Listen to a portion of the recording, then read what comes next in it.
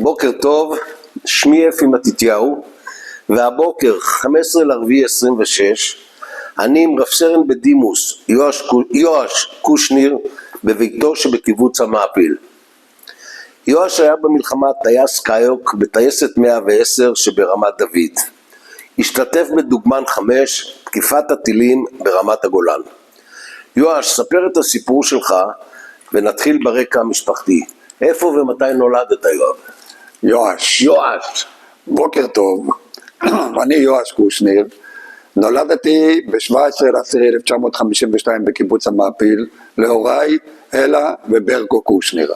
קודם כל השם של אבא שלי ברקו מורכב מדוב וקושניר. דוב בפולנית או ביידיש זה ברלה, והחיבור הוא ברקו קושניר.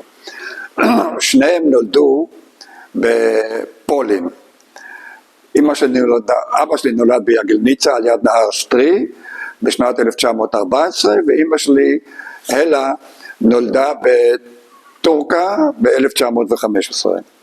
הם עלו לארץ בשנת 1937 ו-38, ובהתחלה הם לא גרו בקיבוץ המעפיל, הם הסתובבו בארץ ועבדו בחיפה או בכל מיני מקומות אחרים שאני לא זוכר, עד שעלו על הקרקע בשנת 1945 על הקרקע בקיבוץ המעפיל.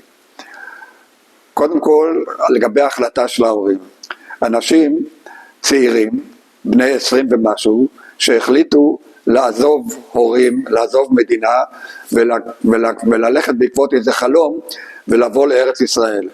ארץ ישראל היה כלום, פה הייתה שממה כמו שאמרו, לא היה פה כמעט כלום. כשהם באו לקיבוץ, אם אתם רואים פה מסביב את העצים ואת הדברים, פה לא היה כלום, היה פשוט שממה, והם באו לכאן והקימו את הקיבוץ. אז ברמת ההחלטות שההורים שלי קיבלו בחיים, אלה החלטות שגדולות מכל ההחלטות שאנחנו בתור הדור השני קיבלנו בחיים שלנו, ועל זה מגיע להם כל הכבוד. אמרנו שהם עלו לקיבוץ בשנת 1940, עלו לקרקע בשנת 1945, ופה נולדו להם 4 ילדים. אני הצעיר, אחותי זיווה נולדה בשנת 42, אחר כך נולדה אחות שלומית שהיא לא חיה כיום, היא נפטרה בגיל חצי שנה, אחר כך נולדה מלכה בשנת 49, ואחר כך נולדתי אני בשנת 52.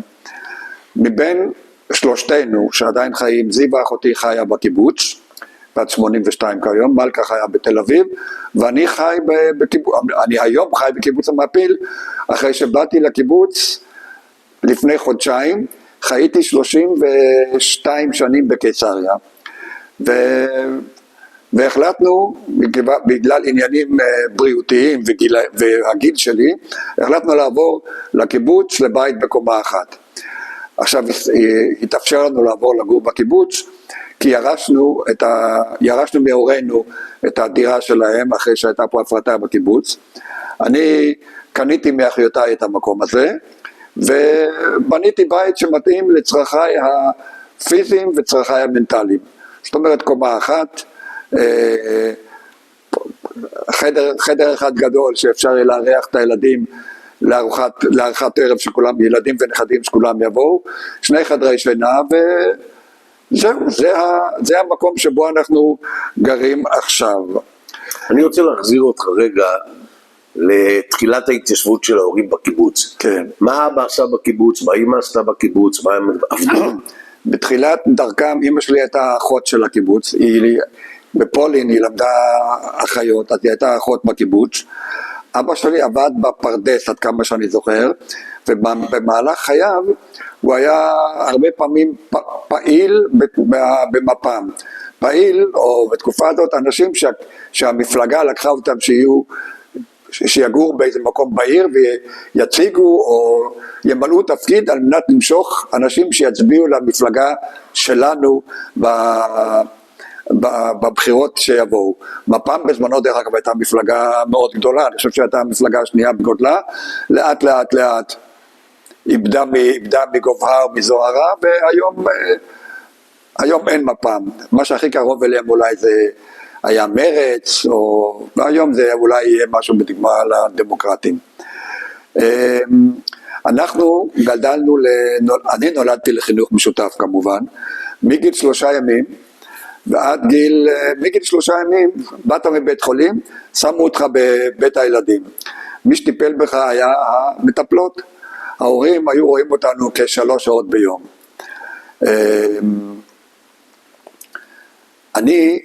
ספרים רבים כבר נכתבו על החינוך המשותף ועל המחיר ששילמנו עליו. אני מבין את האנשים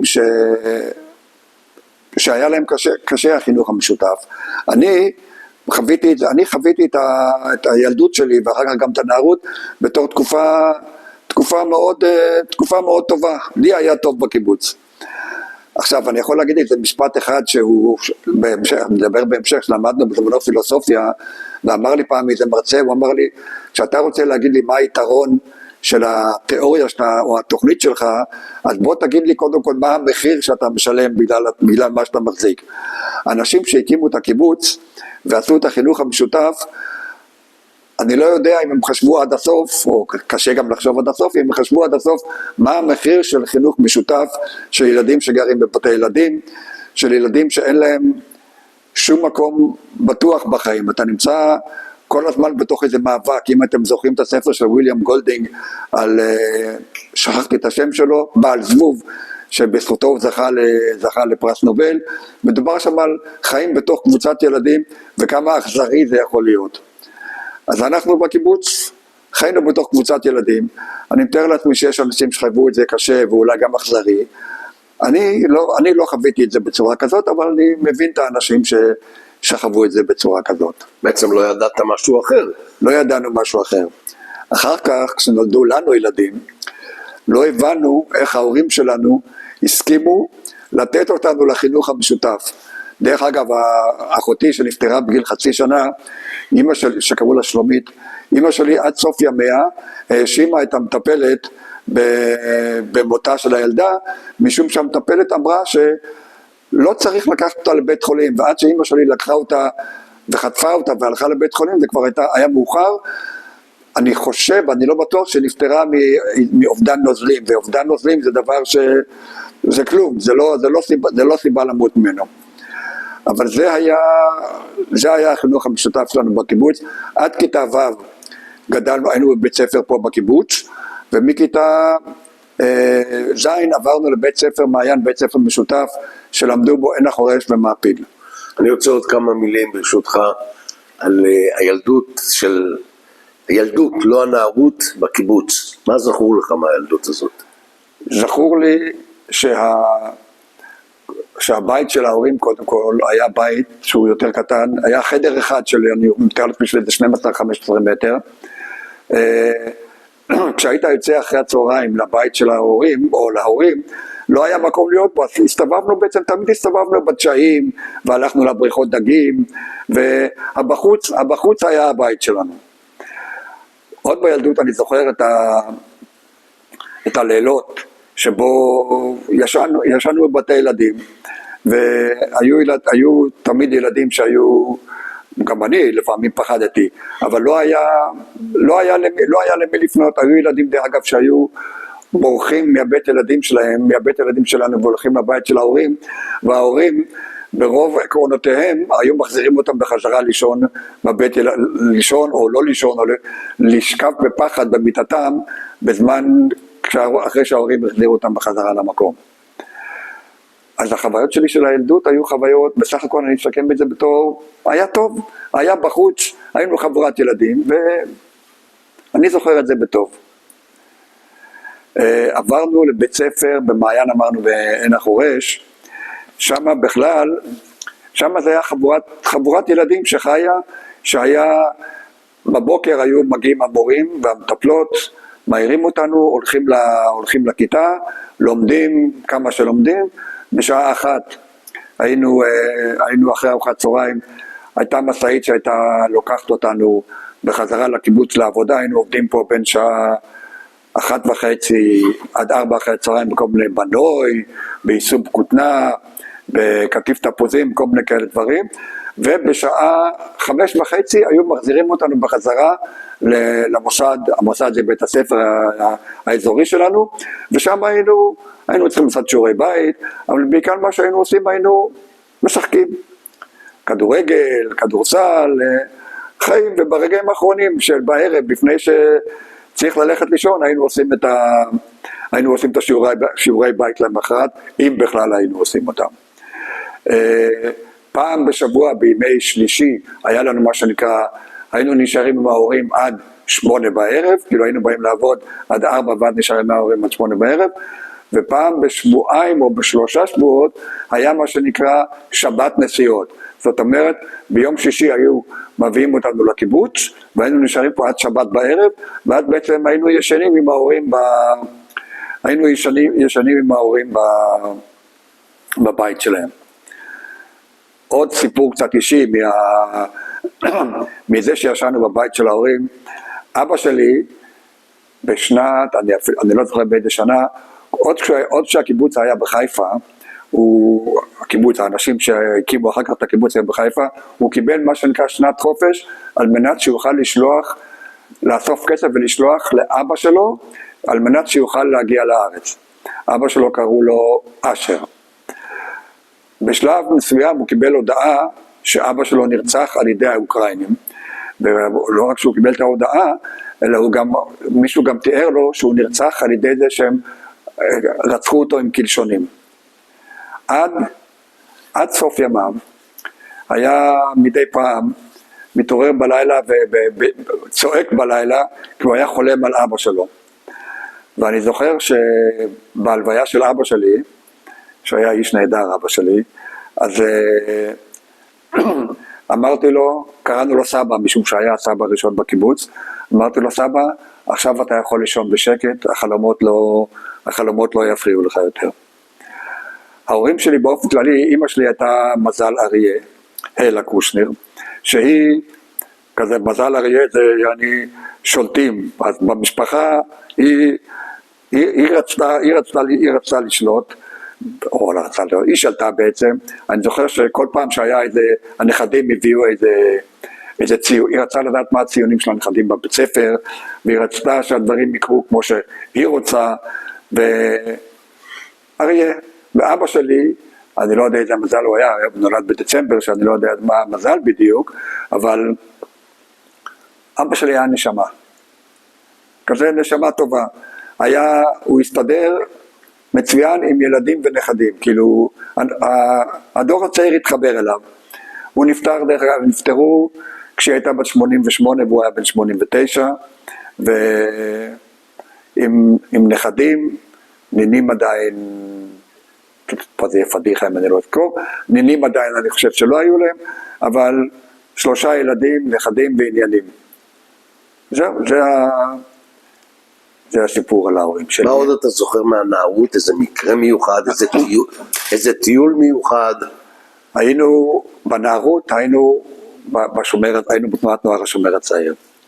כל שנה בחופשת הפסח או בחופשת החנוכה היו יוצאים לטיול תנועתי.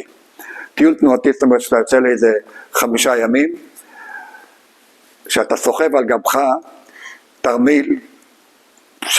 תרמיל עם כל הציוד שלך, וחוץ מזה שאתה, דרך אגב גם 1.5 של אוכל, כי רק אחרי 1.5 אתה תפגוש את המסעית שתביא את האוכל שהכנתם מראש, 2 מימיות פה על הירכיים, 2 מימיות שהולכות יחד איתך, וחוץ מזה אתה סוחב בידיים את הפרימוס, אתה סוחב תיק עזרה ראשונה שצריך, זאת אומרת, כיף זה לא היה. אני זוכר את זה בתור מסעות בכיתה ז' אוכלת בים אל ים, ואחר כך מסעות באזור של בים המלח. אני זוכר את זה בתור סבל גדול, שגם הרבה פעמים אתה הולך, ואתה עכשיו נתקל, יש גשמים בחנוכה בעיקר, ואתה הולך ויש גשם, ואתה יודע שאתה תגיע לאיזה מקום, ולא יהיה אין אוהל, אין עצים, כאילו אתה, ממש היינו, מה רצו, לחשל אתכם? רצו שנכיר את הארץ דרך הרגליים. תקשיב, זה היה כל שנה זה היה, כל שנה זה היה הזיכרון שלי מהנערות. אני זוכר שהייתי חוזר הביתה אחרי 5 ימים, הייתי, איפה שאנחנו נמצאים עכשיו, פה הייתה המיטה של ההורים שלי, הייתי נשכב במיטה בשעה 10 בבוקר, ומתעורר למחרת בבוקר, כשההורים שלי היו הולכים לישון בחדר אחר באותו הזמן, כי אי אפשר להעיר אותי משנת העייפות המנטלית והפיזית שהייתה לי אחרי המסעות בתנועת הנוער. עם איזה קיבוצים פה בסביבה הייתם בקשר? אנחנו למדנו יחד עם עין החורש. קיבוצים נוספים שיש בסביבה, יש את גבעת חיים, יש את העוגן ומעבורות, העוגן ומעבורות מהתנועה שלנו, וגם עין החורש, מתנועת השומר הצעיר. גבעת חיים היו מתנועה אחרת. מה שמפתיע זה, כנראה בגלל שאנחנו קיבוץ במרכז הארץ, ולא היה את הצורך לא היה כל כך את הצורך להתאחד ולהיפגש עם ילדים בקיבוצים אחרים. עד שלא הלכנו לעין החורש לבית ספר המשותף, לא הכרנו אנשים בקיבוצים אחרים, ורק בטיולי התנועה התחלנו להכיר ילדים מקיבוצים אחרים. הייתה איזה יריבות בין קיבוץ לקיבוץ בבית הספר האזורי? הייתה יריבות תמיד בין המעפיל לעין החורש. הדבר הזה מתחיל כמדומני, עוד פעם זה מסיפורים ששמעתי, כשהמעפיל עלו לקרקע, פה במרחק של קילומטר, משהו קו אווירי, אז היה כפר ערבי שנקרא קקון. בכפר הערבי היה יחידה עיראקית שהם ירו על הקיבוץ, במלחמת השחרור. הייתה בקיבוץ הכיתה של אחותי, כבר הם היו ילדים, אם עלו בשנת 45, והמלחמה הייתה בשנת 48, ואחותי נולדה ב-42, אז היו ילדים בני 6, 7, משהו כזה, ועד שהתחילו העיריות, המטפלות לקחו את הילדים והלכו והגיעו לעין החורש, ואז עין החורש, משום מה לא קיבלו אותם, אמרו להם, אין לנו מקום בשבילכם, אני לא יודע בדיוק מה המילים שנאמרו שם, ואז המטפלות לקחו את הילדים לקיבוץ גבעת חיים, וגבעת חיים נתנו להם, שמו אותם במדבן או איזה מקום, אבל בוודאי שלא שלחו אותם לשום מקום. פה התחיל מה שנקרא עניין היסטורי בין המעפיל לעין החורש. הדבר הזה בא אחר כך לידי ביטוי, אני חושב, בגילנו, במשחקי הכדורעף שהיו.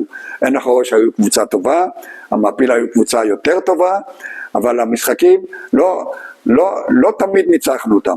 המעפיל דרך אגב הייתה קבוצה שהייתה אלופת הארץ, אני חושב איזה 15 שנה ברציפות, כשהיריבות הגדולות היו עין שמר, אפיקים, עין המפרץ, העוגן ועין החורש. אבל במשחק נגד עין החורש בא לידי ביטוי האמוציות, אני חושב, של מלחמת השחרור. מה הספורט שעסקת בו? אני, כמו כולם במעפיל, שיחקתי כדורעף. אבל מכיוון שלא טיפסתי לשום גובה רציני, ולא הייתי מוכשר מדי, אז נטשתי את קבוצת הילדים, או הנוער, לא המשכתי עם זה. אהבתי לשחק כדורגל. חוץ מזה, בתקופת הנערות, שהייתי במוסד בעין החורש, נבחרתי גם להיות מדריך בתנועת הנוער. הייתי מדריך של קבוצה מעין החורש. מדריך זאת אומרת שאתה יום אחד בשבוע עושה פעולה עם הקבוצה של ילדים, בוא נגיד בטח איזה 15-20 ילדים, אתה צריך להמציא תוכן, והולכים ועושים, הולכים בשטח לאיזה מקום, יושבים באיזה מקום, גם מלמדים שירים, גם מלמדים כל מיני תכנים מדברים על כל מיני תכנים שמתאימים לשמאלניות שלנו, כן? תכנים של להיות בני אדם, בוא נגיד ככה. מה שמזכיר לי סיפור אחר, החיטוב, המושב שעברת בדרך לכאן, בשלב מסוים, אמא של חברת קיבוץ שהייתה פעילה במפ"ם, ארגנה אותנו בתור ילדים ללכת ולעזור לילדים במושב החיטוב שעל ידינו, לעזור להם, זאת אומרת, הלכנו שם אחרי הצהריים, אספנו ילדים, שיחקנו איתם ועזרנו להם להכין שיעורי בית. נשמע תמים לגמרי, נכון? אחרי חודש, המושב הכריח אותנו, הודיע לנו שאנחנו לא עובדים, לא מטפלים יותר בילדים שלהם, כי אנחנו מכניסים להם עקרונות סוציאליסטיים. לא היה לנו בכלל מושג מה זה עקרונות סוציאליסטיים, ופשוט באנו, ועזרנו להם בשיעורי בית, ושיחקנו את המשחקים עם כדור. אני עד היום זוכר את זה בתור איזה אלבון שהיה בנו מה פתאום, איך זה בכלל שייך? מה עוד בנערות אני אזכור?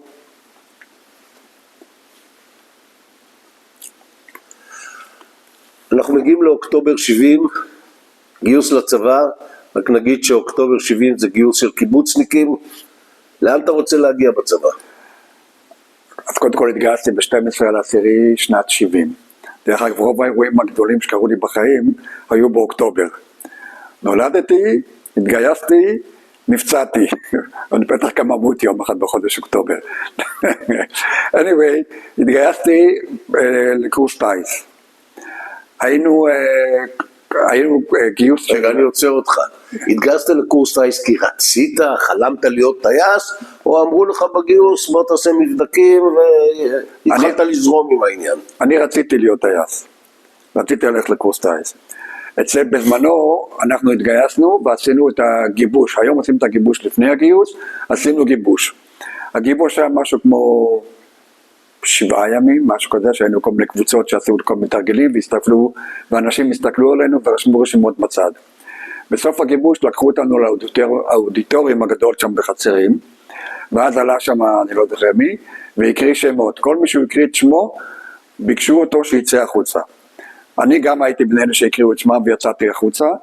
לא ידענו, אנחנו שהיינו בחוץ, לא ידענו הם או אנחנו. בדיעבד זה היה אנחנו שנשארנו והם שעזבו. התחלנו את הקורס בערך 300 אנשים, אני חושב. קורס טייס היה מורכב מ5 שלבים, לא היה את שלב לימודים. היה שלב הקדם מכין, אחר כך היה שלב הלימוד מכין, שזה היה גם בקדם מכין וגם במכין היה לימודי קרקע, במכין גם היה הקטע הפיזי יותר. אחר כך היו 3 שלבים של טיסה, ראשוני, בסיסי ומתקדם. אני שאלתי, אני רוצה רגע לחדד את השאלה שלי. בנערות, לקראת הגיוס, כבר חשבת על קורס טייס? תמיד הרמתי את הראש כשעברו אווירונים מעל הקיבוץ. אני גם זוכר, פגשתי את הבן אדם הזה שאני עכשיו מספר את הסיפור שלי עליו, לפני איזה שבוע, בן 90 כבר.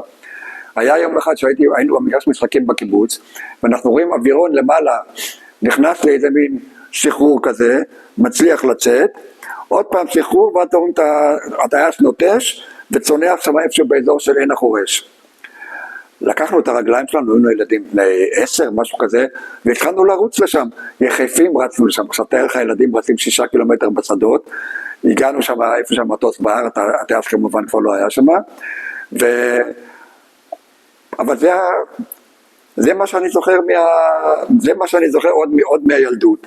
בדרך חזרה לקיבוץ, היה צריך לסחוב אותנו על הגב של אחד מהאנשים היותר מבוגרים, אחד מהנערים היותר מבוגרים, כי לא יכולנו ללכת על הרגליים. זהו, אבל הרמתי עיניים, תמיד שעברו אווירונים, תמיד הרמתי עיניים כדי לראות את המטוסים, כי כנראה שזה בער בי. במחזור שלפניך או 2 לפניך היו טייסים קיבוצניקים? היה לך מודל לחיקוי? היה טייס אחד בקיבוץ לפניי, צביקה רוזן, היום הוא כבר הוא 5 שנים מעליי בגיל, אז הוא כבר בן 78-9 משהו כזה, ובסדר, ידענו שהוא טייס, אני ידעתי גם שאני רוצה להיות טייס. זהו, בקורס טייס, בכל ההתחלה, כל הקטע שהיה הקטע הפיזי, לא היה בעיה. הרי אמרנו שעשינו את המסעות כבר עשינו את המסעות של הילדות, בטירונות שעשו אותנו בטיולים התנועתיים. הקטע הקשה יותר בשבילי היה הקטע של הלימודים.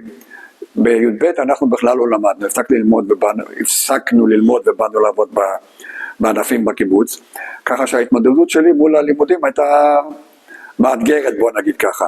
מזל שהיו חבר'ה בקורס שעזרו לי, והצלחתי לצלוח את זה בשלום.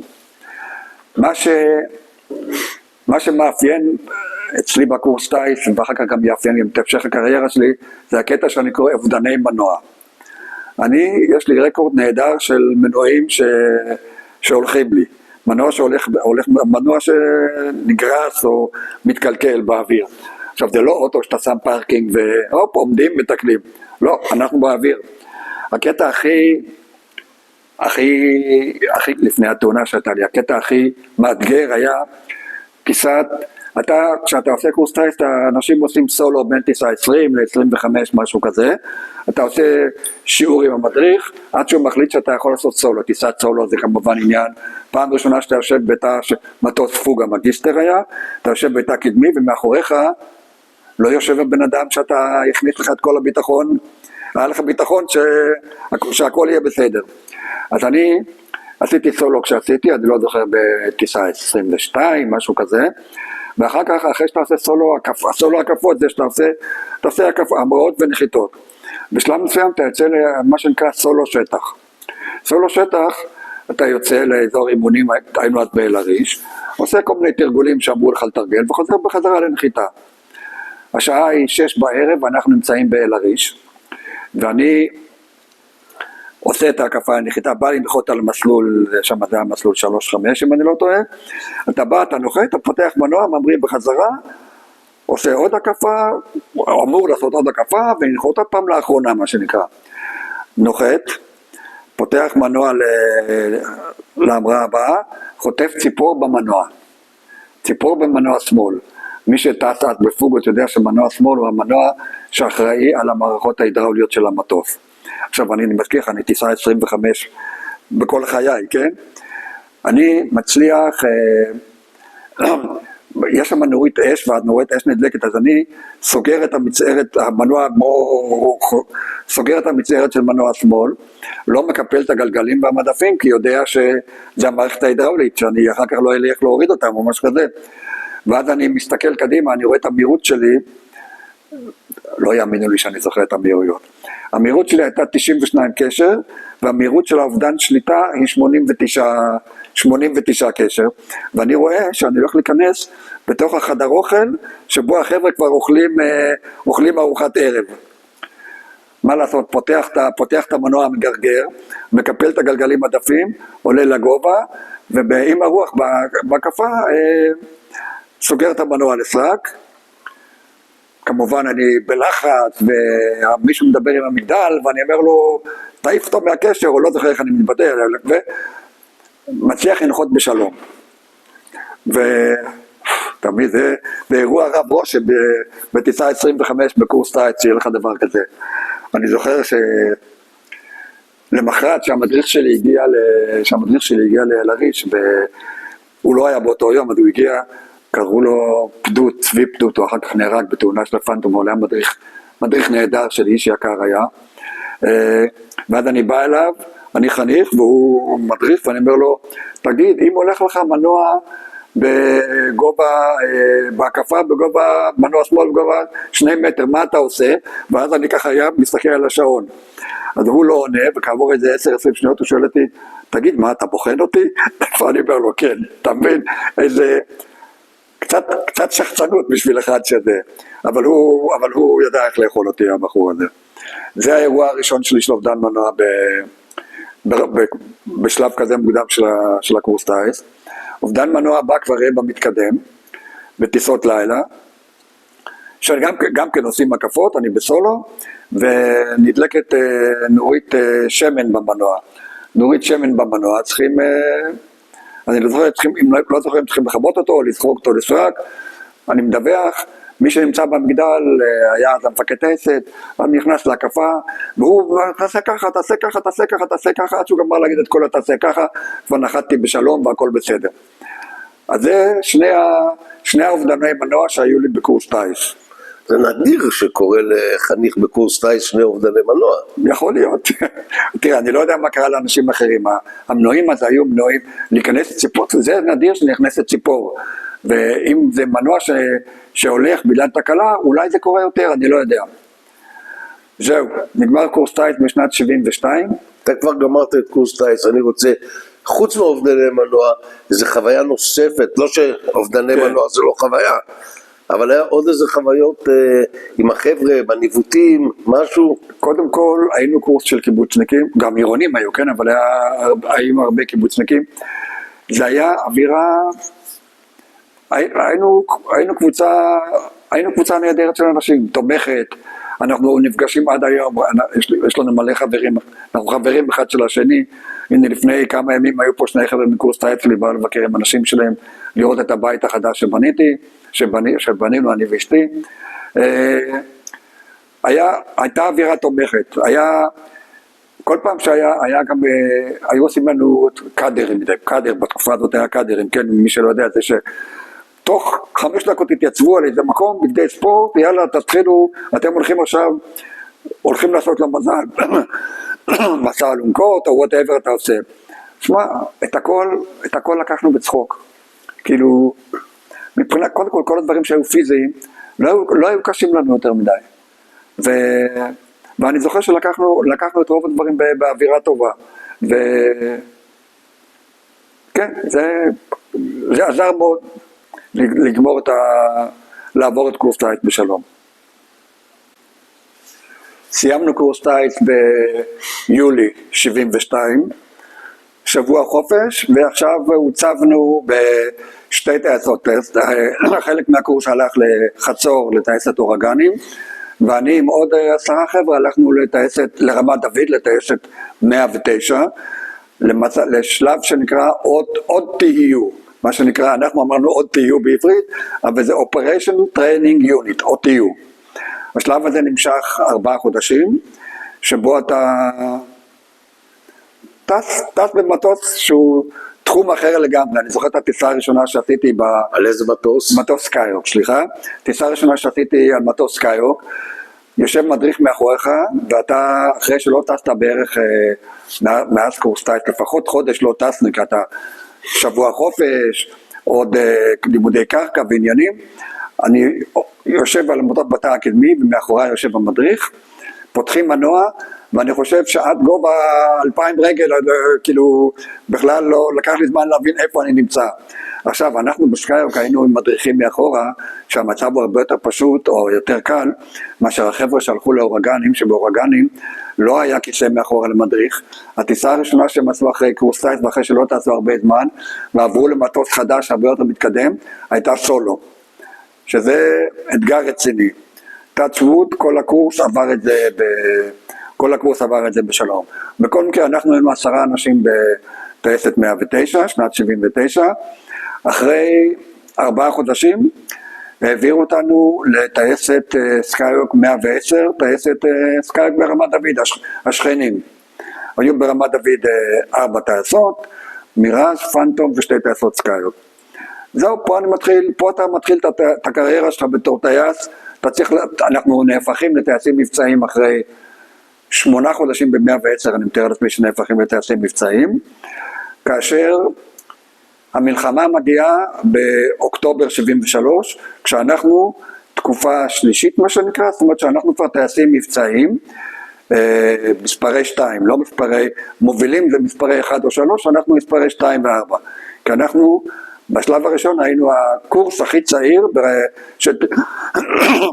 שטס בטייסת. יום כיפור, אני הייתי בקיבוץ בשבת של יום כיפור, ואז אני עבדתי בכותנה, הייתי עם טרקטור בשדות כותנה. זה כבר היה אחרי הקטיף, היה צריך טרקטור עם מין דבר כזה שמיישר את כל השטח, ואז פתאום אני רואה סקייוק עובר בגובה נמוך באזור של הקיבוץ. לא הבנתי מה זה, הוא אמר רגע, משהו לא בסדר, הלכתי, בקיבוץ לא היה טלפון, הייתה מזכירות, הלכתי למזכיר הטכני של הקיבוץ, לקחתי את המפתח של המזכירות, התקשרתי לטייסת, ענתה לי הפקידה, אמרה לי, אני לא מצליחה לשמוע אותך, אבל אם אתה טייס, בוא מיד לטייסת. בסדר, רישיון לא היה לי, בקיבוץ היה בחור מטכ"ליסט, ואני אולי עוד כמה חיילים, אבל כאילו רוב הצבא היה בכוננות. ניגשתי אליו, ולקחנו את האוטו, ועכשיו נסענו דרך עפולה, נסענו לרמת דוד. עכשיו זה יום כיפור, אמרנו יזרקו עלינו אבנים, שמתי את החולצה עם המדים שלי מקדימה על השמשה, כדי שלא יזרקו עלינו אבנים. עברנו כל הדרך בשלום, הגענו לרמת דוד, אני לא זוכר מה הייתה השעה, המטס הראשון כבר היה מאויש. אם אתה זוכר, היה חיל אוויר, או בני פלד הציע שחיל אוויר יעשה תקיפת מנע, מה שגולדה לא אישרה, אבל המטס הראשון כבר היה מאויש. בסדר, היינו בטייסת, אני לא זוכר אם כבר בערב הראשון, או בלילה הראשון חטפנו פרוג מסוריה. היה על רמת דוד. היה, לא אנחנו חטפנו את הפרוגים, אלא הקיבוצים שעל יד חטפו פרוגים, ועד במסגרת החדשות היה משה חובב, ואנחנו קראנו לו משה חובב קצין מטווח. קצין מטווח זה אחד שהיית זורק פצצות, היה מדווח איפה פגעת. אז משה חובב דיווח להם ביום הראשון שהם פגעו איפשהו באזור מגדל העמק, וביום השני באזור של גבת, וביום השלישי 4 פרוגים נפלו בתוך הבסיס. אני זוכר את החלון בחדר שבו הייתי אף פנימה, את התריס, אבל מה שיותר גרוע קרה שפרוג אחד נפל בתוך השיקום משפחות, על יד בית של אחד מהטייסים מהטייסת שלנו, וטייס אחד מהטייסת, דוד דימנט, נהרג, ו3 טייסים אחרים נפצעו מטיל פרוג שפגע ברמת דוד. מאז עברנו לישון בדתקים. בדתקים היו שמים מזרנים על הרצפה, או שהיינו ישנים בחדר מודיעין בטייסת שהיה גם כן מתחת לאדמה. וככה העברנו את שארית המלחמה כדי לא להסתכן בזה שאנשים יהרגו מטילים שפוגעים בבסיס. אני רוצה לדבר על 3 אירועים שקרו לי תוך כדי המלחמה. קודם כל אני רוצה להגיד, לפני שנתחיל בסיפורים, שחיל אוויר הוא חיל חכם. ולמה חיל אוויר חיל חכם? כי המילואימניקים משולבים בתוך הטייסות. בא מפקד טייסת, ויש לו מילואימניקים שהיו מפקדי טייסות לפניו, אולי היו מפקדי בסיסים לפניו, ויכול להיות שאנשים שהיו מדריכים שלו בקורס טייס, ועכשיו הוא נמצא בתוך מערכת שאתה לא יכול לבוא וסתם לזרוק פקודות או להמציא כל מיני דברים שאתה חושב שהם נכונים. יש לך פורום שהוא חכם לפחות כמוך, ולכן הקטע של ההתייעצות, הקטע של החוכמה, הוא נמצא כל הזמן שם, כי יש שם אנשים בכירים שהיו בתפקיד שלך, אנשים שהם בכירים ממך, למרות שאתה עכשיו המפקד, אז אולי כוח הפיקוד שלך הוא אולי קצת ירד, אבל כוח החוכמה עולה אלפי מונים כאשר יש לך מילואימניקים שמשולבים בתוך הטייסות. אבל זה היה משפט כללי. עכשיו, הגיחה הראשונה שעשיתי במלחמה, הייתה גיחה שהוביל אותה קובי טל, המוביל שלי היה רפי לב מקיבוץ יגור, קובי טל הוא דרך אגב מכפר יהושע, כפר יהושע זה שם כן, ואני מספר 4 הצעיר. אנחנו מזניקים אותנו לרמת הגולן ב5:30 בבוקר, כאשר אנחנו יוצאים לגיחה בלי מטרות. כאילו, כמה שזה אסון גדול קורה עכשיו על עם ישראל עם כל ההשתלטות של הסורים, אומרים לך, תלכו, תחפשו מטרות, תתקפו אותם. עכשיו, אנחנו טסים לרמת הגולן,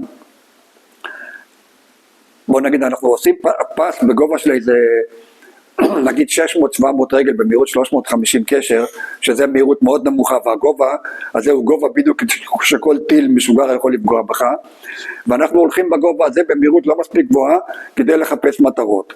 רואים, אני בעיקר עוסק בלשמור מקום על המבנה שלי, כי אני צריך לשמור מקום במבנה, אבל המובילים יכול להיות שראו מטרות, רואים מטרה, יוצאים החוצה ועכשיו יורדים נמוך, באים, מושכים לגיחה ליעף שנקרא חטף. חטף זה יעף שאתה בא במהירות גבוהה, זה אמור להסתיים תוך 45 שניות, מתהפך בגובה 5,500 רגל, שם את האף, משאיר את הפצצות, שובר הצידה. והכל כדי להימנע מטילים שישוגרו עליך. כמובן, כשאתה עושה חטף אחרי שטסת בגובה של 600-700 רגל במהירות נמוכה, זה רק מזל שלא הפילו אותך בשלב הזה. ואז אנחנו זורקים חצי מהפצצות, אני לא זוכר על איזה מטרה זרקתי חצי מהפצצות, ואז עוד פעם עושים אותו דבר, 600-700 רגל, מהירות 350, לחפש מטרה, יוצאים החוצה וחוזרים עוד פעם ועושים יעף חטף. אני זוכר בשלב הזה שאני עושה את החטף, שאני זיהיתי שם סוללה של נ"מ, זה ZSU 23 מילימטר, ואז שמתי עליהם את הפצצות, אני מקווה אני ראיתי שזה פגע שם בתוך האזור של הסוללה. עכשיו, כשאתה אומר מטרה זה סוללות טילים, זה נ"מ, אתה לא מדבר על טנקים של האויב. כנראה שהמטרות רצו שנלך על טנקים, אבל עוד פעם, ללכת על טנק, דרך אגב, כשאתה מבדיל טנק, הצנטריונים שלנו היו להם את הדבר הזה, פלטות בזוקה, והטנקים הרוסיים היו קצת יותר עגולים, הסטלינים היו קצת יותר עגולים, דרך זה חשבו שנזהה את המטרות. anyway, אני זיהיתי את המטרת ה-ZSU, ויצאנו החוצה. כשאתה זורק פצצה על טנק, אם זה לא נכנס לו בראש, זה לא שווה שום דבר, 5 מטר בצד, הוא קופץ ושום דבר לא קורה לו. anyway, אנחנו יוצאים החוצה, קובי טל נמצא כבר קדימה, רפי לב ואני עכשיו נמצאים במין מבנה להגנה כזה, כשאני חושב שהידע דיבר על זה שאתה נמצא הולך החוצה, אז לא ישגרו עליך טילים.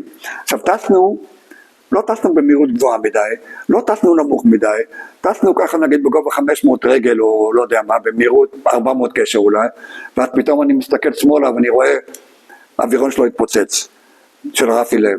נשארו רק משולשים, המשולש של ההגה כיוון, הכנפיים והאף ונפל ולא הייתה שום נטישה. אז אני ככה נכנס לאיזה פנייה, ככה עוד פעם, לתקופה ראשונה צעיר, אני אומר לעצמי רגע, קח אוויר לפני שאתה מודיע לקובי טל, אז אני אומר לקובי 2 או 3 נפגע ואני לא רואה מצנח. אז הוא אומר לי, אתה עושה שם פנייה מסביב, מה שקודם אתה לא רואה כלום, תברח משם. העניין הוא, שנינו היינו ככה בפני להגנה. ורק מזל רע שלו ומזל טוב שלי, שהמפעיל של הטיל בחר אותו ולא בחר אותי. שזה מנהלה כמו שאומרים, אבל מה שיותר חשוב זה שהרמה של הידע הייתה כנראה כזאת, שבשביל זה אני הייתי מובל, אז טסתי כמו שהמוביל אמר, אבל לא טסנו הכי מהר שאפשר והכי נמוך שאפשר, ואז אני מתאר לעצמי היינו נמנעים מהאירוע הזה שבו הוא נהרג.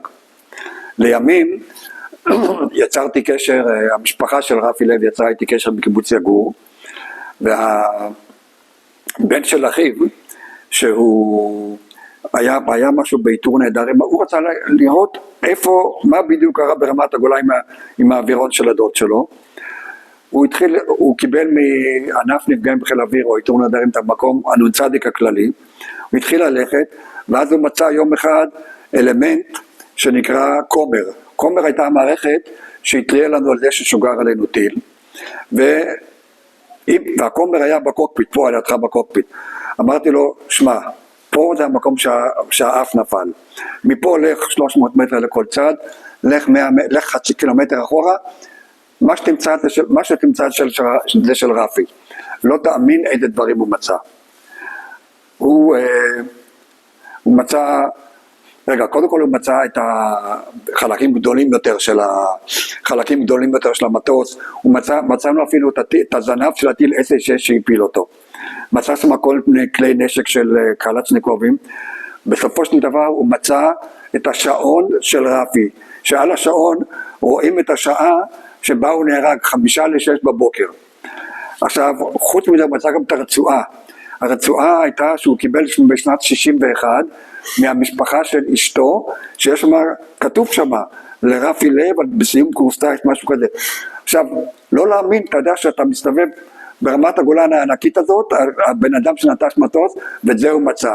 לימים הלכנו, הוא שני אחים היו לרפי לב, מיקי שהיה טייס בחיל אוויר, וזאב שהוא פרופסור בטכניון, הלכנו לאישה והאנשים, הם הקימו שם מין אנדרטה קטנה ברמת הגולן, במקום שבו הוא נפל, שכתוב פה כזה, מלא כבוד. הילד שעשה את יריב לב, הוא משהו מיוחד במילו הבחור, איכשהו צריך למצוא את כל הדברים האלה, וכל הנתונים ממש נהדר.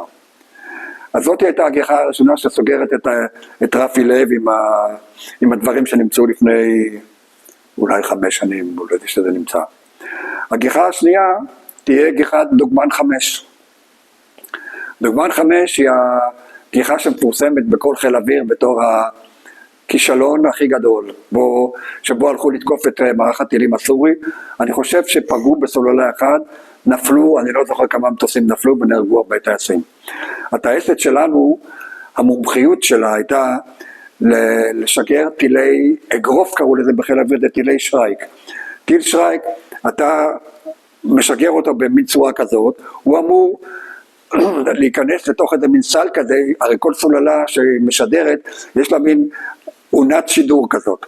הטיל שרייק יש לו בראש חכם, הוא אמור להיכנס, לקלוט את העונת שיגור, ואז ללכת למטה ולפגוע במקם, מרכז ניהול אש של הסוללה. עכשיו, ההנחה היא שאם הסוללה רואה, הטיל שרייק הזה משאיר איזה נתיב כזה באוויר, שרואים אותו, אם הסוללה רואה ששוגר טיל שרייק, היא צריכה לכבות את המקם. אם היא מכבה את המקם, הפנטומים שעכשיו מגיעים, מטייסות הפנטום, אף אחד לא יתפוס אותם, ואז הם יכולים לתקוף את הסוללות האלה.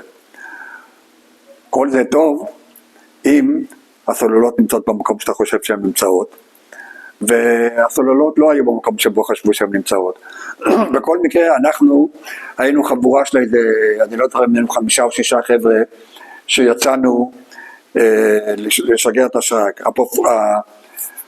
הפרופיל של הגיחה, דרך אגב, זה אני, כל אחד מאיתנו, כל אחד בודד, אתה עובר איזה, יש מגדלי נ"צ שמהם אתה יוצא בצורה מדויקת, מגדל ניווט, אני לא זוכר איך קראו לזה בדיוק, ברמות נפתליה מגדל כזה, אתה יוצא, אתה נכנס זמן מדויק, במהירות מדויקת, מרים את האף לאיזה 35 מעלות, לוחץ, ואז הטיל יוצא, ואמור לעשות את הפרופיל שלו. זה מה שאנחנו אמורים לעשות.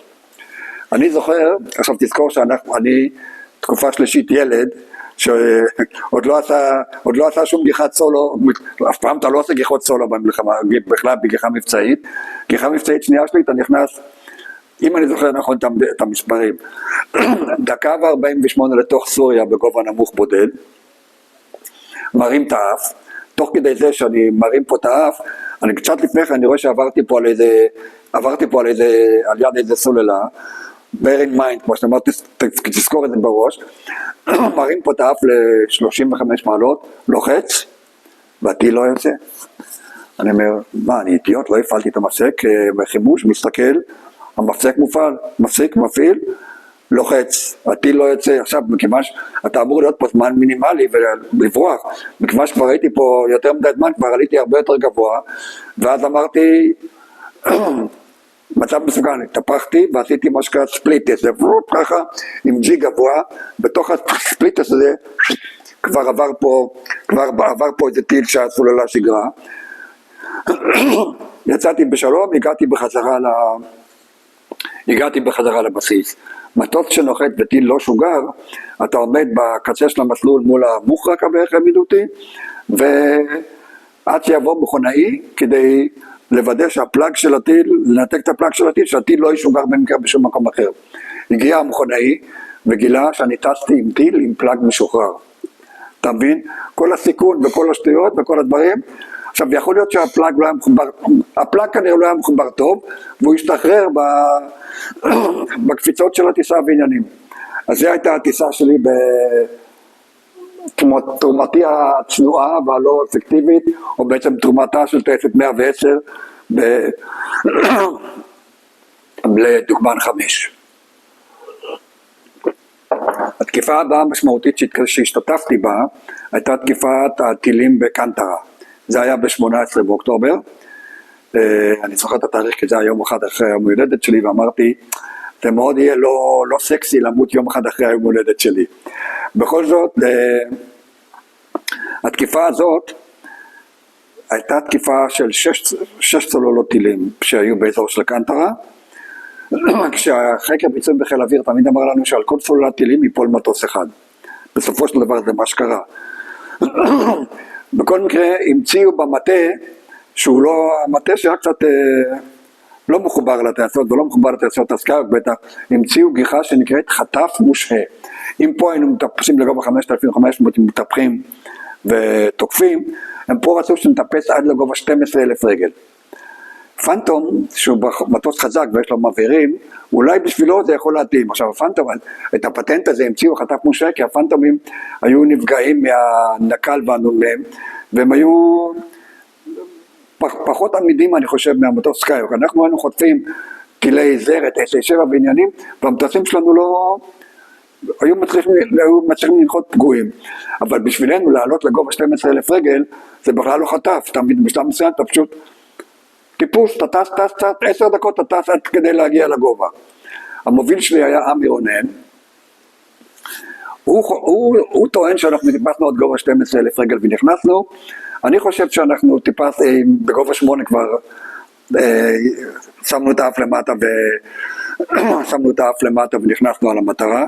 אנחנו היינו הגל השלישי, הראשונים היו פנטומים, אחר כך היו סקאיוקים, ואנחנו היינו הגל השלישי שלתקוף את אותם צוללות, כאשר מכיוון שלא היה בעיה לזהות, משום שכבר היו שם פצצות שראית את העשן של הפצצות, ידעת לאיפה אתה אמור ללכת ומה אתה אמור לתקוף, אז תקפנו, אנחנו יצאנו שנינו בשלום מהגיחה הזאת, בטייסת הזאת נפל לנו בשבי גידי שרון, שחזר אחר כך בעסקת השבויים של מצרים. אז זאת היא הגיחה השנייה שלנו. עוד דבר שאני צריך לספר על המלחמה, על מה שקרה בטייסות, שהמטה, זה בעקבות, דיברתי קודם על הקטע שהמטה המציא לנו מין גיחה שבכלל לא מתאימה לאווירון. אני זוכר שמגיעים, הפיימרים אז הגיעו בטלפרינטרים. מגיע טלפרינטרים, מגיע הפיימם, פקודת מבצע, המנהל לחימה נותן את זה לצעירים שישרטטו את הניווט שצריך לעשות, ואז אני זוכר את סגן מפקד טייסת, אברהם וילן, שהוא איש נהדר מאין כמוהו, היה שבוי בסוריה בשנת 67, אחר כך הוא היה סמ"ט א' שלנו במלחמה, בהמשך הוא היה מפקד טייסת, אבל אני זוכר אותו, מתקשר למטה ואומר, תקשיב, אני, כמו שאתם תכננתם את הגיחה לא עושה, אני אעשה את זה, אבל אני אתכנן לבד את הגיחה. תמיד כי הידע שהיה בבסיס והידע שהיה בטייסות, היה הרבה יותר טוב ממה שהיה הידע במטה. אבל זה סיפור צד. שרציתי לזכור ולציין את וילן. מפקד הטייסת דרך אגב היה צביקה אש, ואברהם וילן היה סמ"ט א', סגן מפקד הטייסת. הגיחה השלישית היא גיחה של קלע. קלע, רוב הגיחות במלחמה היו גיחות של קלע. קלע זה גיחה שאתה בא עם פצצות טס במהירות מסוימת, מדויקת, מרים את האף ל-35 או 25 מעלות, משחרר את הפצצות, עכשיו הפצצות אמורות ללכת, לעשות מין נתיב כזה ולפגוע במטרה. בלוף לא נורמלי. באימונים, אם היינו פוגעים בתחום של 300-500 מטר מהמטרות, זה היה נחשב לגיחה מוצלחת. אז כשאנחנו עשינו את זה במלחמה, עשינו פרופיל, שזה הפרופיל הכי בטוח בשבילנו, אבל הוא לא פרופיל, זה לא פרופיל שפגע ביותר מדי מטרות והרג יותר מדי אויבים, לדעתי. בכל מקרה, אנחנו עכשיו בגיחת חטף במצרים, אני בא ועושה את הפרופיל הזה, משגר את הפצצות, ואז חוזר בחזרה לכיוון מזרח. טס בגובה נמוך לכיוון מזרח, כמו שאני חושב, מסתכל על המצפן, כתוב ווסט. אני אומר, מה זה, אני טס לתוך מצרים? אז לפני שאני אתקדם יותר מדי, פניתי למה שהרגשתי בתור כיוון דרום, פניתי כיוון דרום, וטסתי בגובה נמוך לכיוון דרום, ואני לא זוכר מה גרם לי להבין שהמצפן תקוע, או שההתמצאות שלי בסדר, פניתי בחזרה אחרי כמה זמן לכיוון מזרח, כשהמצפן מראה מערב, וחזרתי גרתי נמוך עד שעברתי שם על יד רפידים, ואז משכתי בגובה וחזרתי בחזרה לרמת דוד, הגעתי לבסיס, כתבתי מצפן תקוע, אבל זה תקלה מסריחה קצת, כן? כי אתה צריך, תמיד לימדו אותנו, יש מצבים של ורטיגו בטיסה, בוורטיגו אומרים לך, אתה מאמין למכשירים, אתה לא מאמין למה שאתה מרגיש, אבל ורטיגו קורה בעיקר בלילה. ורטיגו כיוונים, זה כבר משהו זה משהו דומה, הרי יכול להיות שגם אני טעיתי כשעשיתי את הפעולה הזאת, יכול להיות שאני התבלבלתי בהרגשה שלי באיזה כיוון אני טס. anyway, הלכתי עם ההרגשה שלי ובסוף הסתבר שזה היה הדבר הנכון לעשות. זהו.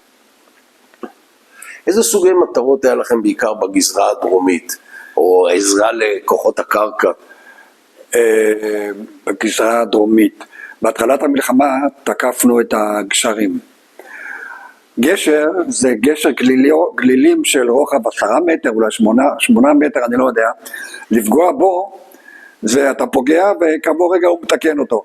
אני זוכר שאני טס שם בגובה, ואני רואה, יש לך את הגשר ופה אתה רואה כמות אדירה של כלי רכב, מין משפך כזה של כל הכלים שרוצים לבוא עכשיו ולעבור את הגשר, ואתה אומר, למה אנחנו צריכים להפציץ את הגשר? בוא נפציץ את הכלים. אבל אני לא ממציא את המטרות, ואף מוביל גם לא יזם ועד הלכנו והפצצנו את הגשרים האלה, ולא פגענו, וגם אם מישהו פגע, אז תקנו את זה כעבור רגע, ולא, בקטע של הגשרים לא היינו, אני לא זוכר אותנו יעילים, ועובדה שהם הצליחו להעביר את כל הכוחות שלהם. אחר כך היה, בגזרת הדרום, אני זוכר שהפצצנו פעם איזה צומת, כי בצומת הזאת היה מרכז תקשורת, או כאילו היה חשוב להפציץ את הצומת, כי מתחת לאדמה שם היה איזה מרכז תקשורת, או שהיינו הולכים על, מה עוד הלכנו, אני לא זוכר בדיוק, אני זוכר את הקלע הזה שלא יודע על מה הלכתי, אני זוכר את המרכז תקשורת, אני זוכר את התקיפה של הגשרים, ואחר כך אני זוכר את הקטע שלא נתנו לנו לתקוף את הארמיה השלישית. כזה... זה כבר כנראה שהייתה מקוטרת. שהייתה מקוטרת, כן. המלחמה, נדמה לי שהייתה הפסקת אש כאילו ב-22, ואחר כך המלחמה נמשכה עד ה-25. 24-5. תגיד לי, יצא לך להיכנס לאיזשהו, אתה לא מטוס קרב, אבל שמטוסי קרב מצריים, לא, נוקפים אחריך? אני חושב שהאיש היחידי בטייסת שראה אווירון מצרי לפניו, כשהוא קרב היה אברהם וילנדה שהזכרתי, אבל אם אני זוכר נכון, בסקיוק ברגע היית יורה, אז היה פה לנו פה גנרטור חירום בצד, והגנרטור חירום שהוא לא היה תפוס טוב, כנראה שהיה יוצא החוצה. ברגע שהגנרטור חירום יוצא החוצה, הוא משתק לך את כל המטרות את כל המטרות, את כל התותחים, עניינים, ואז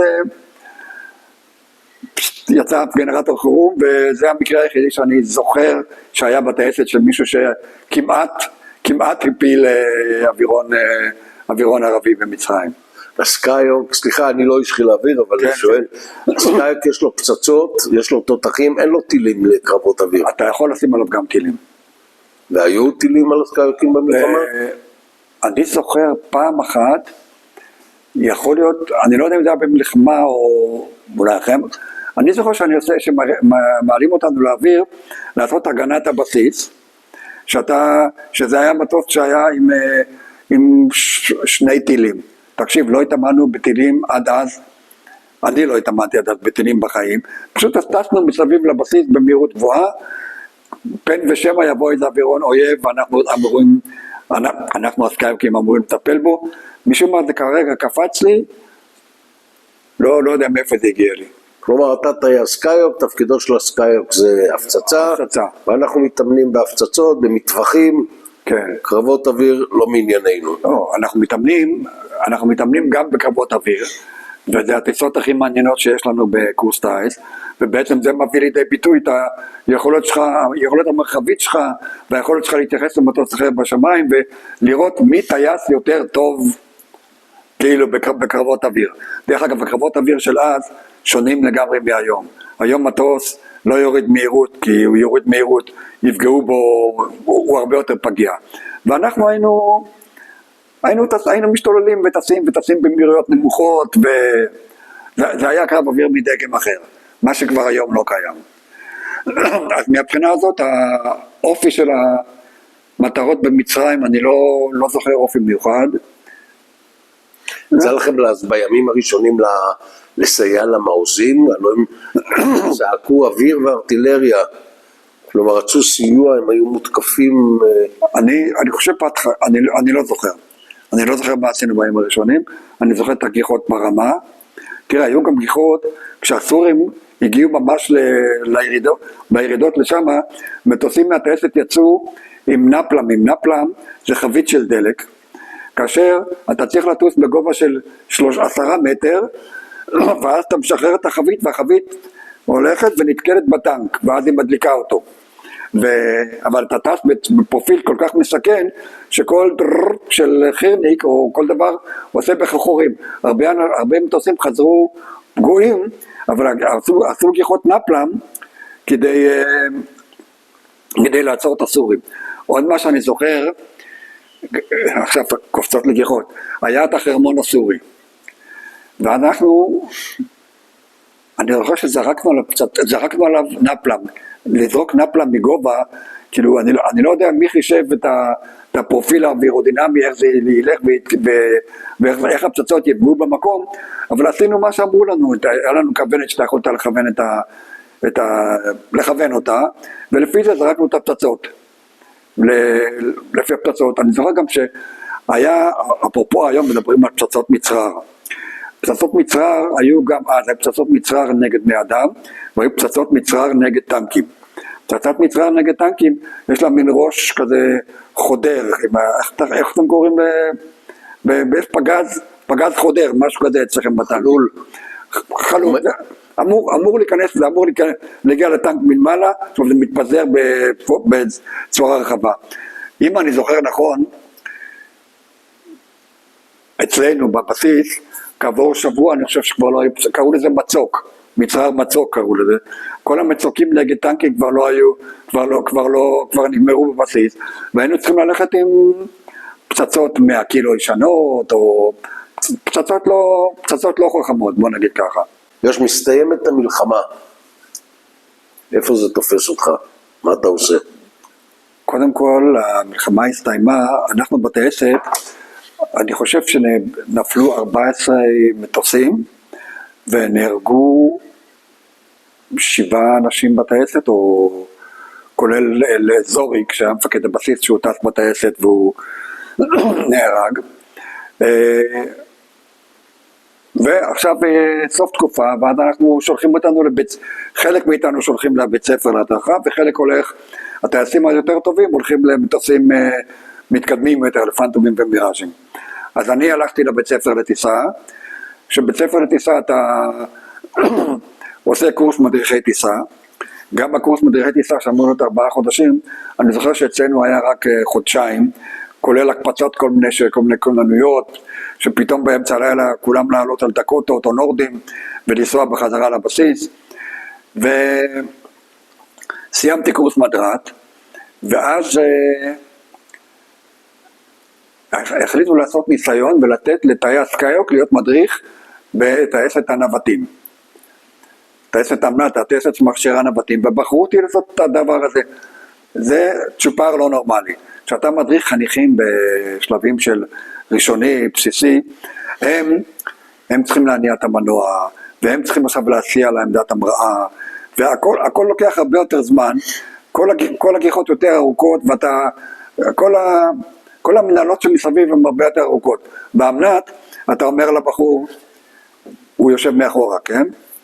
יושב מאחורה, תתקשר עם המצנח שלך והכל, אני מיד מגיע, אתה מגיע, טק מניע, נוסע, מגיע מהר ועושה את הגיחה. אז מבחינה הזאת היה לי מאוד נעים בקטע הזה, מאוד כיף בקטע הזה, שאף אחד לא טס לי. עכשיו אני גם, חלק מלהיות מדריך זה לסבול את כל הג'י שהחניך שלך עושה. הרי אתה עושה כל מיני סדרות אווירובטיות, ויש לך ג'י חיובי וג'י שלילי, והוא עושה פניות פתאום וכאלה דברים, ואתה יכול פתאום להרגיש לו טוב, כי הוא טס ואתה יושב מאחורה, ומי ששולט באווירון הוא זה שיודע, הגוף שלו מוכן ויודע מה קורה. מי שיושב מאחורה יכול להרגיש לו טוב, אני לא היה לי את ההרגשה הלא טובה הזאת, כי ישבתי תמיד מקדימה. אז הייתי מדריך באמנת 4 חודשים, ואחרי 4 חודשים היינו עושים הצח בטייסת, זה הצבת חירום. הייתי מגיע לעשות הצח בטייסת בימי שישי, וראיתי שאני טס הרבה פחות טוב על הסקייפ, אני טס הרבה פחות טוב, אני פחות שולט באווירון, וזה עצבן אותי. אז אני ועוד שני חברים, אהרון ברנזון ושמעון בר קמא, התנדבנו ללכת להדריך בטייסת 140 בעציון. אני מהשיקול שלי, אני לא יודע מהשיקול שלהם מה היה. זהו, אז כעבור, הייתי בעצם חצי שנה בחצרים, ואז עברתי להדריך בטייסת 140 בעציון. עציון זה איפה, זה על ההר למעלה, הייתה שם טייסת 140 ועוד הייתה טייסת מיראז' עם 144. באתי לשם, עכשיו הייתי שם 8 חודשים, כאשר עדיין אני בהצבות חירום בטייסת 110, למרות שמפקד הבסיס יאלו פנה אליי ואמר לי, אתה מין קול כזה, קושניר, אתה מוכן לבוא ולעזור לטייסת ולהיות פה מוביל בטייסת 140, אמרתי לו, לא. אני באתי מרמת דוד, גם האווירה בטייסת ברמת דוד, רמת דוד היה בסיס של קיבוצניקים, הייתה אווירה נהדרת בבסיס, אני לשם רציתי ללכת, אני האיש של הצפון, בכל זאת הייתי שם 8 חודשים מדריך, דברים מיוחדים בהדרכה, מהדרכה תמיד נהניתי. עכשיו הדרכה בסקייוק זה הדרכה שהיא שונה מהדרכה בפוגות, משום שאתה לא, אתה מדריך כבר, אתה מוביל מבנים של אנשים, יש לך תמיד, אני יושב לרוב במושב האחורי של סקייוק, ויש מישהו שטס מקדימה, ואני עוד מנהל עוד 2 חניכים שנמצאים בשני הצדדים שלי, וזה חתיכת אחריות, זה לא, בוא נגיד, אסור להקל ראש מזה, כי שטויות שאתה עושה יכולות לגרום לתאונות שם אצל החניכים שלך. אז זהו, זה בעיקר זה ברמת האחריות, זה היה דבר חשוב בקטע הזה של להיות שם בטייסת הזאת. אתה גומר את ההדרכה בעציון 8 חודשים, ולאן עובר? לרמת דוד בחזרה, בדיוק היה חסר מוביל בטייסת 110, ואברהם וילן עכשיו הוא מפקד טייסת, ואני חוזר בחזרה לטייסת. אני הייתי מספר, אני לא זוכר אם באנשים שהם בטייסת היה מפקד טייסת, סמ"ט א', סמ"ט ב', ואני הייתי מספר 4, או שהייתי מספר 5, אני לא זוכר שם בטייסת. אבל חזרתי למקום שאני אוהב, שפה אתה עושה בעיקר גיחות אימונים, שאני מוביל זוג בטייסת, חלק מהגיחות זה ניווטים, אימוני תקיפות, הפצצות, פצצות דמה, קרבות אוויר, כל מה שטייסת סדירה בחיל אוויר עושה, כולל מדי פעם פעילויות מבצעיות של הפצצות בלבנון, או כל מיני פעילות מבצעית אם יש.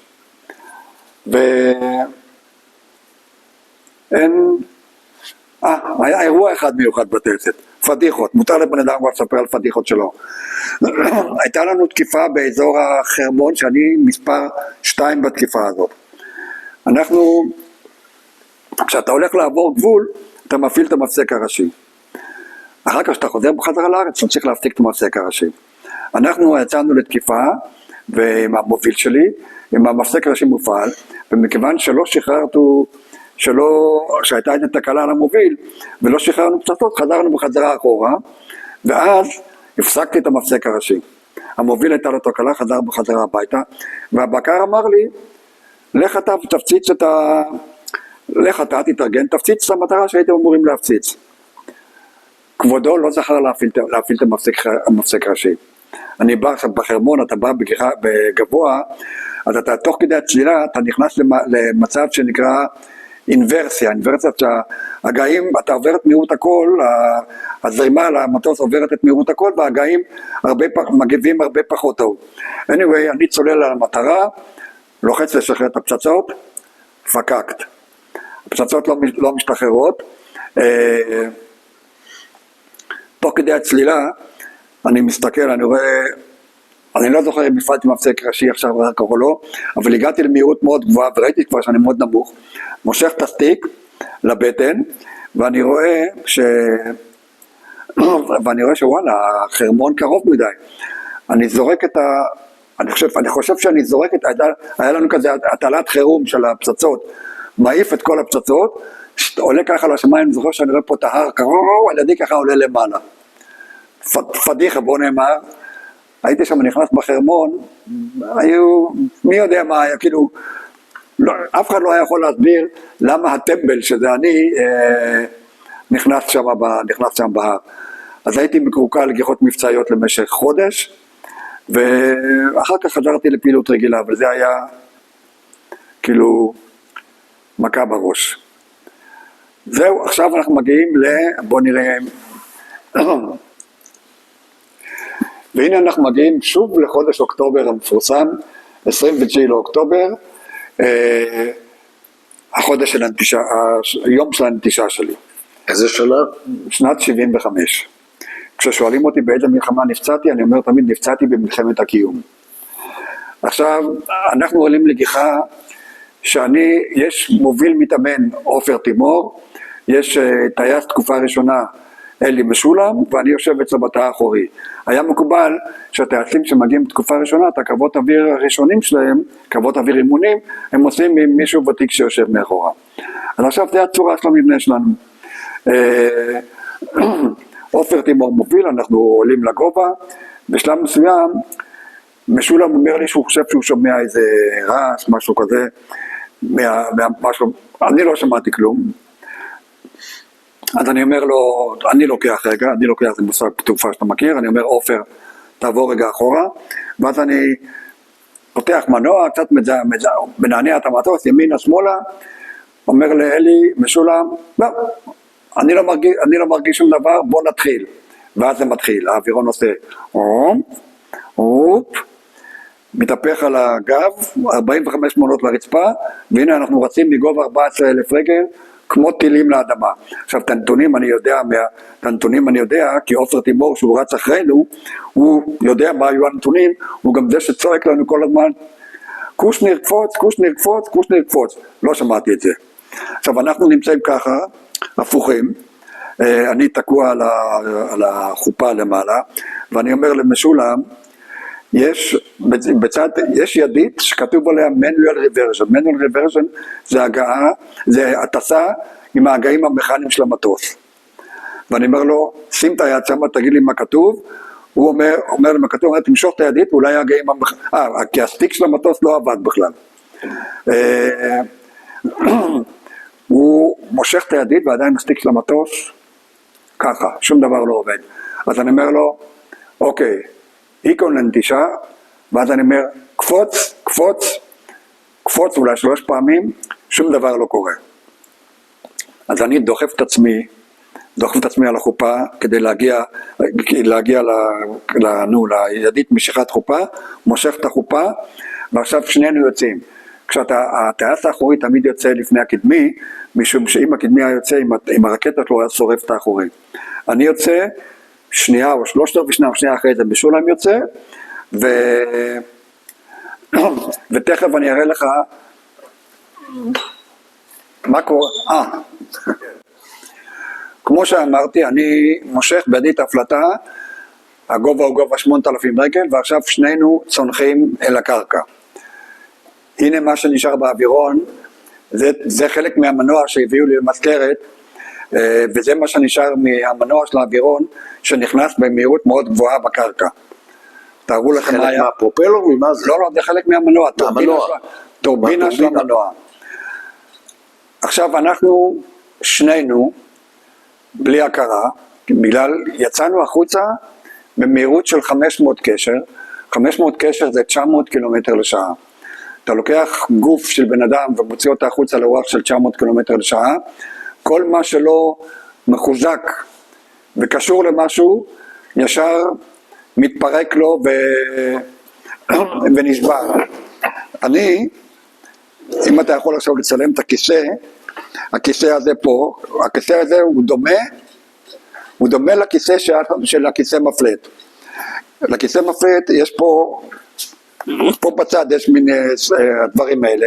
עכשיו כשאתה יוצא החוצה, הרגליים בגלל הרוח רוצות ללכת לשם, להיפתח, מכיוון שהרגל נתקלת פה, כל החלק התחתון של הרגל לפה, חלק השני לפה, ועכשיו אנחנו שנינו כמו הפליינג דאקס צונחים בלי הכרה לארץ. עכשיו אנחנו נמצאים על יד צומת אחיהוד, יש כפר כבול. כשאתה נוסע צפונה, בצד שמאל יש לך שדות כותנה כאלה חלקים ונקיים, ובצד ימין יש את הבולדרים. אתם יודעים איפה אנחנו נופלים, כן? אנחנו בבולדרים. זהו, מגיעים לקרקע חסרי הכרה, ועכשיו אני מתעורר כאשר מישהו עם הכד הזה מהחמר, מהזרבובית של פעם, של הגשש, מישהו עם זרבובית זאת שופך לי מים לראש, ואז אני מתעורר. אין לי מושג מה אני עושה פה, ומה זה המקום הזה שבו, איפה אני נמצא. ואז כעבור כמה רגעים, עובר מעל הסקייפ בגובה נמוך, רן גורן, שהיה אז, האלוף רן גורן, שהיה אז סגן מפקד הבסיס, אבל בפועל היה מפקד בסיס, כי פורמן שהיה מפקד בסיס היה בחוץ לארץ, עובר מעליי בגובה נמוך, ואז אני מבין שאני גם הייתי שם לפני כמה רגעים, והיה איתי גם אלי משולם, ואז אני שואל מה עם השני, ואומרים לי, הוא איזה 150 מטר ממך, והוא גם חי, הכל בסדר. רן גורן מדווח, אני זוכר, שמעתי אחר כך, הוא מדווח, הגופות מונחות בשטח. כן, טוב, אנחנו לא מדברים, יש לנו את המכשירים הזה שאתם מכירים מהטייס האמריקאי עכשיו שנטש באיראן, יש לנו מכשירים שאנחנו יכולים לעשות תקשורת, אבל במצב הפיזי שבו היינו, לא יכולנו לעשות תקשורת. כבר כשהיינו באוויר, עופר תימור הודיע, הבקר ידע, שנטשנו, ואז הוא הקפיץ הליקופטר מרמת דוד, שיבוא לאסוף אותנו. הליקופטר הגיע, אני מתאר לעצמי שההליקופטר יושב בכוננות של רבע שעה או חצי שעה ברמת דוד, הגיע אלינו מתי שהגיע, נחת על ידי או על ידינו, הרופא שהיה במקום אמר, לרוב הליקופטרים בפצועי חיל האוויר לוקחים לתל השומר, הוא אמר, חבר'ה, אלה לתל השומר לא מגיעים בחיים, לרמב"ם. אנחנו נוחתים ברמב"ם. יש שם חיילים רגילים שמגיע בחיל הים, רגילים שמגיע הליקופטר הזה ישר רצים כדי להעביר אותם למיון. אנקדוטה קטנה, אחד מהחיילים שלקח אותי שם, שהוא אומר, הגיעו טייסים בחיל אוויר, ידענו שיש לכם סכין צוות אוויר ושעון צוות אוויר, ואנחנו תמיד, ואומר, את הסכין חיפשתי, רציתי לקחת, השעון לא היה, אז איזה מין טייס אתה שבא בלי הציוד שלו. anyway, לקחו אותנו למיון, במיון, היינו, מכיוון שנינו היינו עם הרגליים ככה, אני לא זוכר, היינו אפופים לגמרי ועם מורפיום וסיפורים, סידרו את הרגליים, ואחרי כמה זמן העבירו אותי לאיזה חדר אחד, את אלי לאיזה חדר אחר אני חושב, העבירו אותי לחדר, חדר במחלקה אורתופדית, אני מדבר על רמה של שעה, שעתיים אחרי התאונה. עכשיו, אני פותח את העיניים, ופתאום אני רואה את המשפחה שלי שם. הגיס שלי, שנשוי לאחותי מלכה, יונתן לרנר, הוא היה בבור חיל אוויר, והוא שמע שהייתה נטישה של סקייוק מ-110, הוא ידע שאני ב-110, כן? אז הוא שואל, ומה עם הצוות? אז אמרו לו, שבוע רגליים, משהו כזה. לקח את האוטו, אסף את אחותי, אסף את אבא שלי, נסע לקיבוץ, אסף את האחות הנוספת ואת אמא שלי, והגיעו לרמב"ם, פתאום, אתה מבין, עוד אף אחד לא הודיע להם כלום, והם כבר היו ברמב"ם על ידי. פה מתחיל הסיפור היותר מעניין, שנראה לא שייך, אבל למשפחה שלי הוא בטח שייך. לאמא שלי יש דוד בחיפה, דוד בינדר, דרך אגב לא הזכרתי קודם שהמשפחות של ההורים שלי, שהיו בפולין, חלק גדול נהרג בשואה, אבל 3 אחים, אני לא יודע מי בעריכת הצליחו לסדר את זה, אמא שלי ועוד 3 אחים הצליחו להגיע ולחיות, 2 חיו בארץ ואחד בבלגיה. anyway, אח אחד שחי בחיפה, בא וישב במסדרון על יד החדר שבו אני מאושפז. נשמע שלא שייך לעניין, נכון? אבל זה יהיה חלק מהסיפור שמציל את החיים שלי. באותו זמן עולה במדרגות איש יקר שלא אני חייב את חיי, פרופסור דני הרבן, היום פרופסור דני הרבן, בזמנו דוקטור שגמר בדיוק את ההתמחות שלו באינטנסיב קר. והוא רואה את הדוד שלי יושב במסדרון. מאיפה הוא מכיר את הדוד שלי? כי לדוד שלי היה בית קפה בחיפה, והאימא של דני עבדה בבית קפה, ואם אני לא טועה, הדוד שלי נתן לדני 5,000 לירות כדי לקנות את הקונטסה הראשונה שלו. פה אני מקווה שאני מדייק בפרטים, יכול להיות שלא. בכל מקרה הדוד שלי, דני, פרופסור הרבן, רואה את הדוד שלי פה, אומר לו, מר בינדה, מה אתה עושה כאן? אז הוא אומר לו, הבן שלח אותי פה שוכב, הוא כזה אחרי תאונה. דני נכנס, מסתכל, עכשיו ככה, אני שוכב, סיפור רגע בצד, אני שוכב וכואב לי, אבל, ואני רוצה לקבל משהו נגד כאבים, אבל הרופאים לא נותנים לי משהו נגד כאבים, משום שהלחץ הדם שלי הוא 90/60, זה מאוד נמוך. באותו זמן אני מקבל עירוי דם. היום, כל אחד, אני מקווה יודע, שכשאתה נותן למישהו עירוי דם, והלחץ דם שלו נמוך, אז הדם מתפזר בגוף, הוא לא הולך לאיפה שרוצים שהוא ילך. anyway, דני מסתכל, אומר לאחות, תביאי לי סכין, אני לא יודע, בסכין מנתחים משהו, חותך אותי פה מתחת לטבור, בלי הרדמה, בלי כלום, חותך אותי מתחת לטבור, מגלה את השטף דם הענק שיש לי בתוך הבטן, מזיק את המנהל מחלקה שלו, שאני לא יודע איך הם יהיו, ושניהם רצים לחדר ניתוח ומצילים את חיי.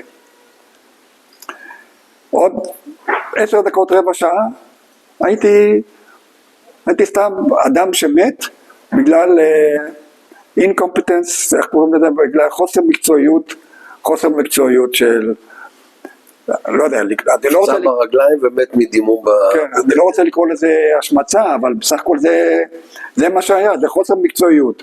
עכשיו, אצלנו בחיל האוויר אומרים תמיד, מה ההבדל בין טייסים לרופאים?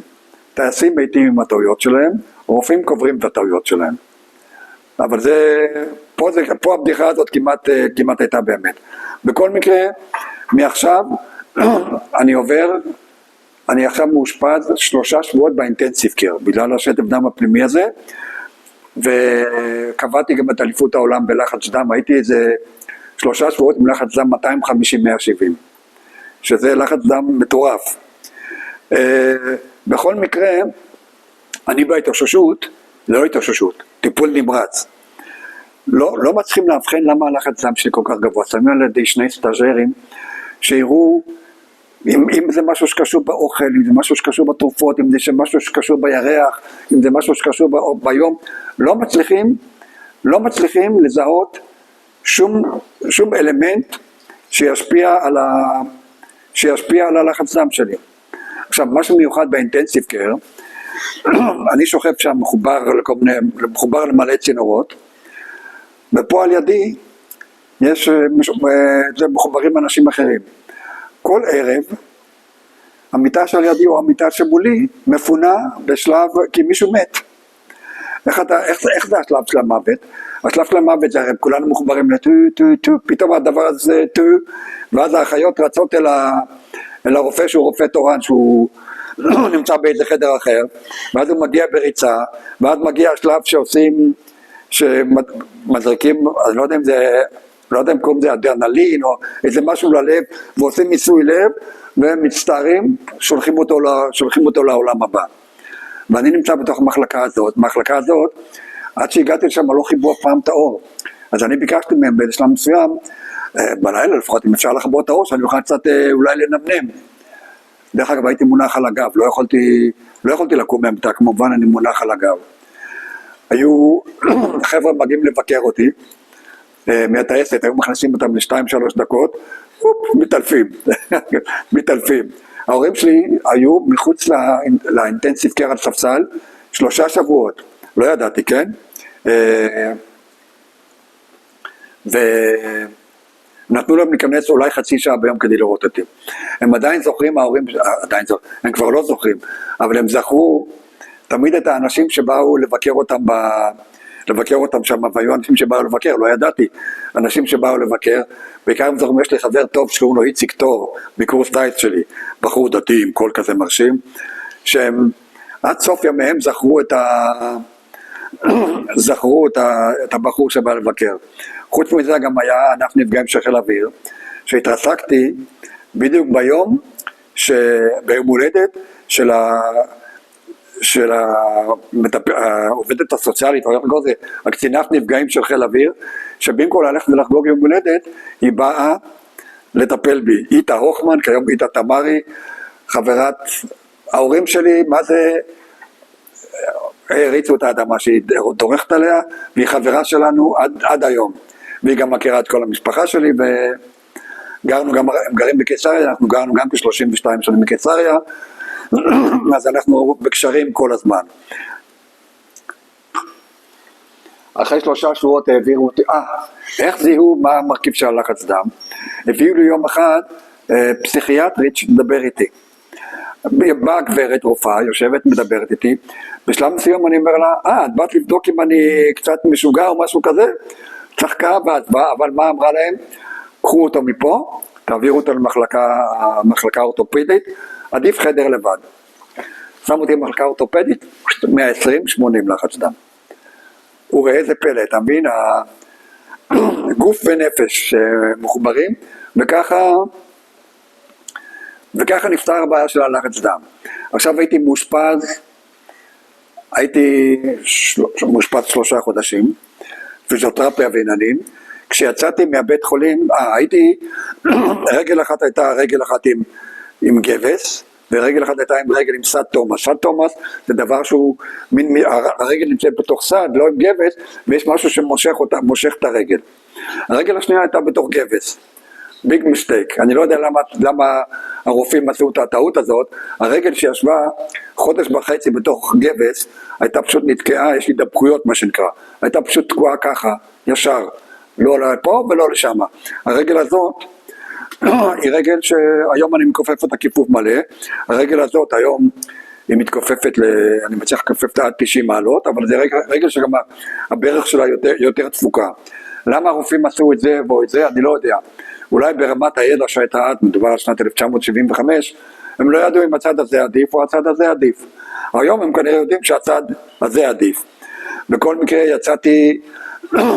עשיתי פיזיותרפיה, הצלחתי להגיע ל-15 מעלות כיפוף. בן אדם שיש לו 15 מעלות כיפוף, אתה לא יכול ללכת, אתה הולך דרך, ככה, אני בתוך הפריים, אתה הולך דרך הירך, כי אתה לא יכול לכופף את הרגל, כל דבר שאתה רוצה לעשות. anyway, הצלחתי, אחרי שהשתחררתי בבית חולים, וגם באתי לגור בקיבוץ, אז הלכתי דרך חיל אוויר, הכל דרך איתה וחיל אוויר, הלכתי לפיזיותרפיסט, שהצליח, הוא עבד בשיטה של מניפולציות. מניפולציות זה נשמע פטנט טוב, מניפולציות זה בעצם שכל פעם הם כופים לך את הרגל נגד הגבול של הכיפוף, עושים לך עוד כיפוף, לא שמחה גדולה, כן? זה כואב הדבר הזה. הצליח להגיע איתי ל-45 מעלות כיפוף. בשלב מסוים חיל האוויר העביר אותי לטיפול בתל השומר, לפרופסור אורשובסקי, שהיה אלוף. והם הצליחו דרך מניפולציות בהרדמה. אתה עושה הרדמה מקומית לזמן קצר, ואז אתה יכול, בלי ההתנגדות של הגוף וגם לא כואב, הצליחו להגיע איתי לרמה של 60 מעלות כיפוף. 60 מעלות כיפוף, רק שתדע, זה עדיין משהו ברמה כזאת. רואים? רואים את הדבר הזה? וכלום. היום אני ב-90 מעלות כיפוף, שזה פה, וזה כשחזרתי לקיבוץ, שכחתי להזכיר שבשנת 74, בקיבוץ היה הדבר שם מקובל להיות שנת חופש. אנשים היו באים לקיבוץ אחרי הצבא, נמצאים שנה בקיבוץ, יוצאים לשנת חופש, עובדים, נוסעים לחוצץ, חוזרים בחזרה. אני, שהייתי בצבא קבע, בשנת 74 באתי לקיבוץ, אמרתי, חבר'ה, את הכסף מהשנה הזאת, אני אקח כמו שנת חופש, ניסע לחוץ לארץ, לחזור בחזרה לקיבוץ. אמרו לי לא. אז עזבתי את הקיבוץ, בעצם שעכשיו שנפצעתי, אני לא חבר קיבוץ. איך שנפצעתי כמובן שהקיבוץ קיבל אותי בזרועות פתוחות, ואחרי שחזרתי לקיבוץ, שקלתי דרך אגב 50 קילו, היה חורף, כשהייתי הולך עם הקביים שלי בשבילי הקיבוץ, היו תמיד שני אנשים הולכים אותי כי הרוח הייתה יכולה להעיף אותי. בחדר אוכל בקיבוץ היו כיסאות מעץ, היה שם שתי קריות, כי כשאתה כל כך רזה, אתה יושב בעצם כבר עכשיו, אני מרגיש כבר, מיד בעצם כשאני יושב על הרבה זמן, אני מרגיש את זה בעצמות של הטוסיק. בכל מקרה התחלתי לעבוד על טרקטורים בכותנה. ויום אחד שתוך כדי עבודה, כשירדתי מטרקטור, נפלתי עם הרגל לתוך תעלה, הרגל עשתה והגעתי ל-90 מעלות כיפוף. ומאז אני נמצא עם 90 מעלות כיפוף. אני נכה צה"ל כמובן, עם 77% נכות לצמיתות, שבמדינה שלנו אם אתה כבר נכה, אז עדיף להיות נכה צה"ל מבחינת הרמה של הטיפול. קודם כל אני רוצה לציין את הטיפול שקיבלתי מענף נפגעים בחיל אוויר, ובעיקר מאיתה תמרי, שהייתה המטפלת האישית שלי. כל דבר שאת צריך שיעשה, הוא נעשה דרכם. וארגון נכי צה"ל זה עזרה כלכלית, אני לא, הרבה שנים לא נזקקתי להם חוץ מאשר את העניינים של הרכב וסיפורים, אבל גם ענף נפגעים בחיל אוויר וגם ארגון נכי צה"ל זה ארגונים לתפארת. זהו, זה הסיפור על הפציעה והנטישה שלי. מה שרציתי להגיד, מה שעוד רציתי להגיד זה שלקח לי 2 להתחיל לחיות בשלום עם הגוף החדש שקיבלתי. אבל איך אני אומר, וכשאנשים שואלים אותי, או אם פצועים שואלים אותי, אני אומר, חבר'ה, אלה הקלפים שקיבלנו בחיים, זה מה שיש ועם זה צריכים לחיות. אני חושב שבן אדם, יש את הקטע הראשון, אבל אחר כך לא לרחם על עצמך. זה מה יש, ותעשה הכי טוב אם זה מה שיש. זהו, זה הסיפור. בשנת 1979 חזר לי הג'וק הצורך ורציתי לחזור לטוס. אני נכה צה"ל, אבל יכול עדיין לטוס על מטוסים, לא מטוסי קרב. חיל אוויר הסכים שאני אלך לטוס על כל מטוס שיתאים מבחינה בריאותית, אבל שלא צריכים לצנוח ממנו. להליקופטר היה צריך לחתום 3 שנים, לא היה מקובל עליי. תובלה, בסוף לא התאים, אז הלכתי לטייסת 100, טייסת קלה, שהמטוסים בה היו מטוסי אגור, דורניר דו 28 גרמניים, שהיו בעיקר מטוסי תצפית ועזרה לכוחות הקרקע כשצריך. את צריך לנפשות במטוסים האלה, זה לא הפריע לך? לא. ככה קדימה מאחורה ולחיצה, יש לי עדיין את התנועות האלה, אין לי בעיה איתם.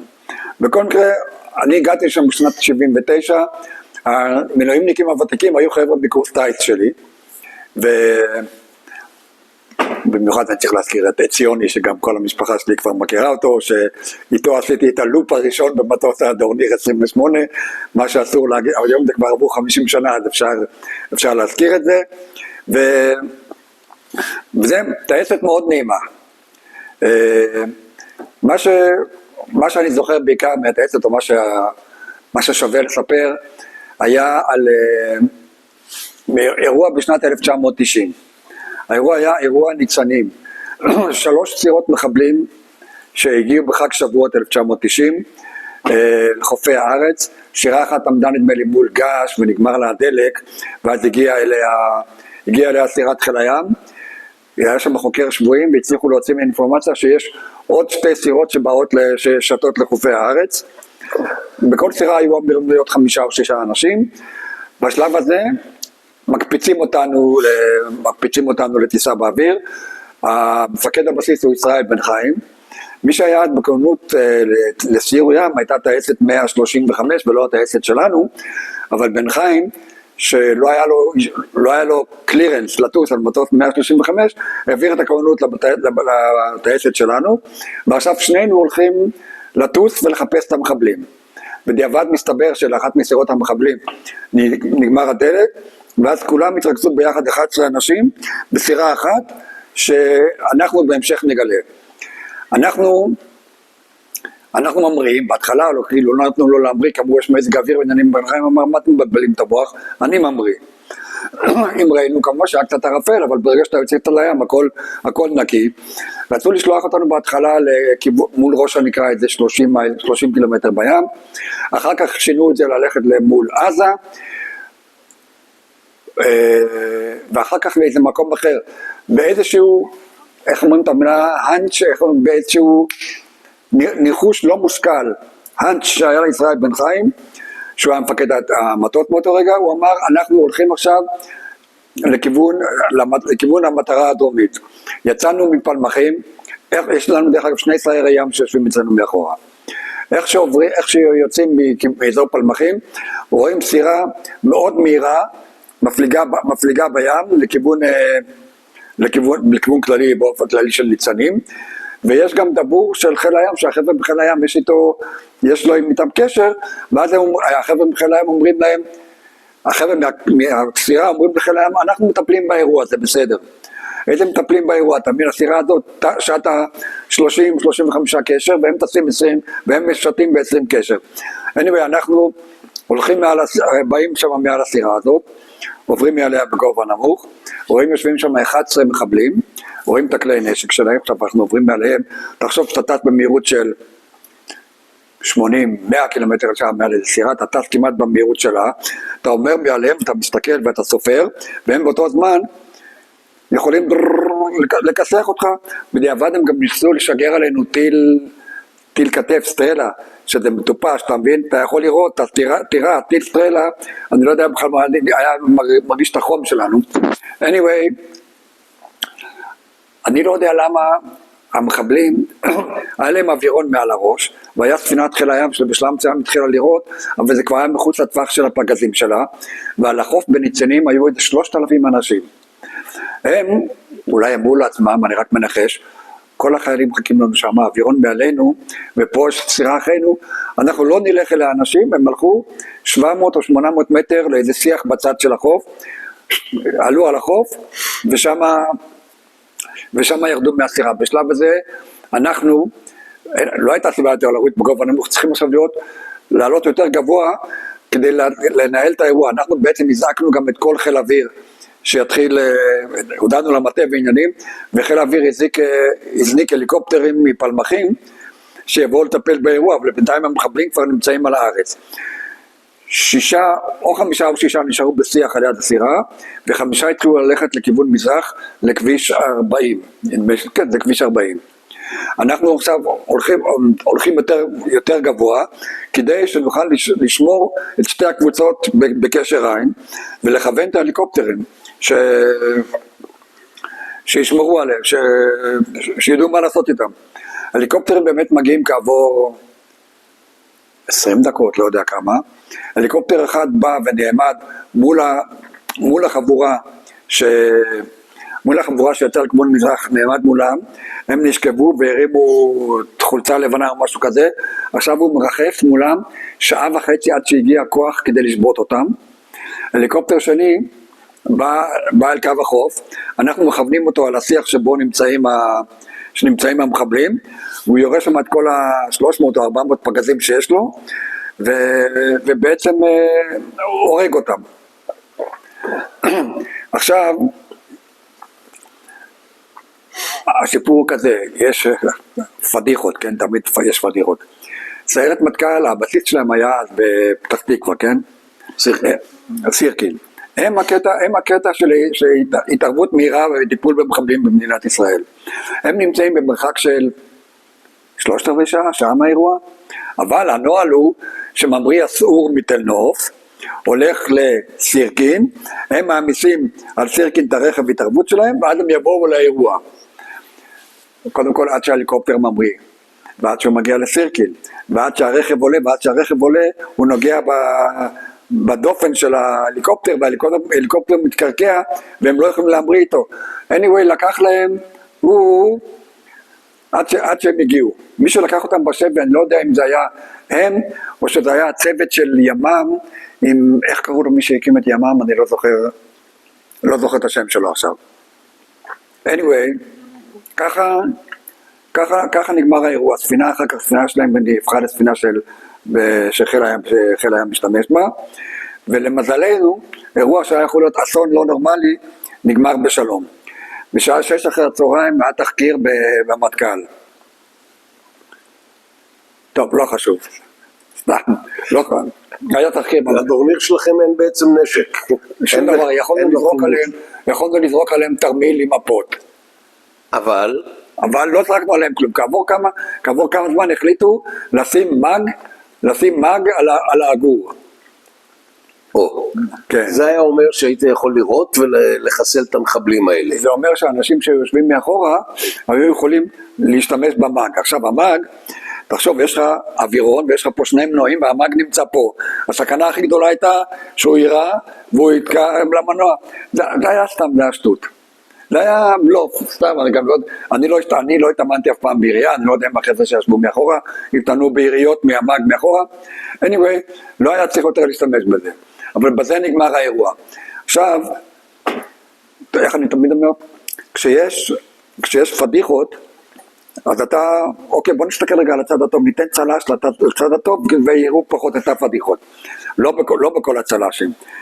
תקשיב, כשרועי קליין קפץ על רימון במלחמת לבנון הראשונה, זה אומץ לב, זה צל"ש, ברור. אנחנו, מה עשינו? קודם כל קיבלנו צל"ש מפקד חיל אוויר, לא קיבלנו צל"ש יותר גבוה. אנחנו תפעלנו את המערכת כמו שהיה מצופה מאיתנו לטיפול. בסדר, החליטו לתת לנו צל"ש, תודה רבה. שהמשפחה תהיה גאה בנו, בסדר גמור. כמה שאני מכיר את הסיפור, היה שם סיפור לחפש את אותו מחבל שהתחבא בתוך השיח, נכון? אני לא יודע אם ההליקופטר לא הרג את כל המחבלים. איזה מחבל אחד שנשאר בחיים? כל האלה שהלכו מזרחה, הם נשארו בחיים. אני זוכר מה נזכרתי לגבי התחקיר.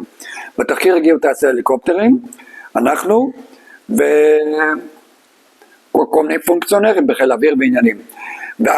וגם הרמטכ"ל היה דן שומרון. בשלב מסוים הוא שואל את הטייס הליקופטר שעומד מול 5 או 6 מחבלים, והם שוכבים עם דגל לבן, ושואל אותו, למה לא ירית בהם? ואז הטייס הליקופטר אומר לו, אני באנשים שמרימים דגל לבן לא יורה. בבקשה. הם גם שווים חיים יותר מאשר מתים מבחינת מודיעין, לא? כן, יכול להיות. דרך אגב, אני חושב שהם השתחררו באיזה עסקת שבויים באיזה שלב מסוים. מישהו שאל אותי איך אני מרגיש בעניין הזה. אמרתי שזה לא מעניין לי שום חלק בגוף שלי, כדי לא לדבר במילים אחרות, וזהו. זה האירוע שלי בטייסת 100. טסתי שם עד שנת 96. השתתפתי הפעילות העיקרית שעשינו הייתה במלחמת לבנון הראשונה. אנחנו היינו נמצאים מהאווירונים בגובה של 10,000 רגל או משהו כזה, טסים לאורך החוף, בעיקר אני זוכר שהייתה את ההשתלטות על שדה התעופה חלדה, על שדה התעופה הבינלאומי של ביירות. אתה עם האווירון אתה מדבר עם המג"ד או המ"פ, אני לא יודע, שהוא הטנק הראשון שהולך להשתלט, ואתה אומר לו, עוד 700 מטר מצד שמאל יש לך מערב נ"ט, ועוד 1.5 קילומטר יש לך עוד מערב נ"ט, אתה ממש מרגיש שאתה עוזר להם ומציל חיים.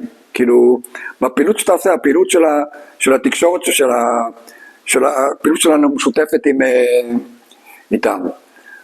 אז בקטע הזה היה, הטייסת כאילו ממש הרוויחה את לחמה בקטע של השיתוף פעולה.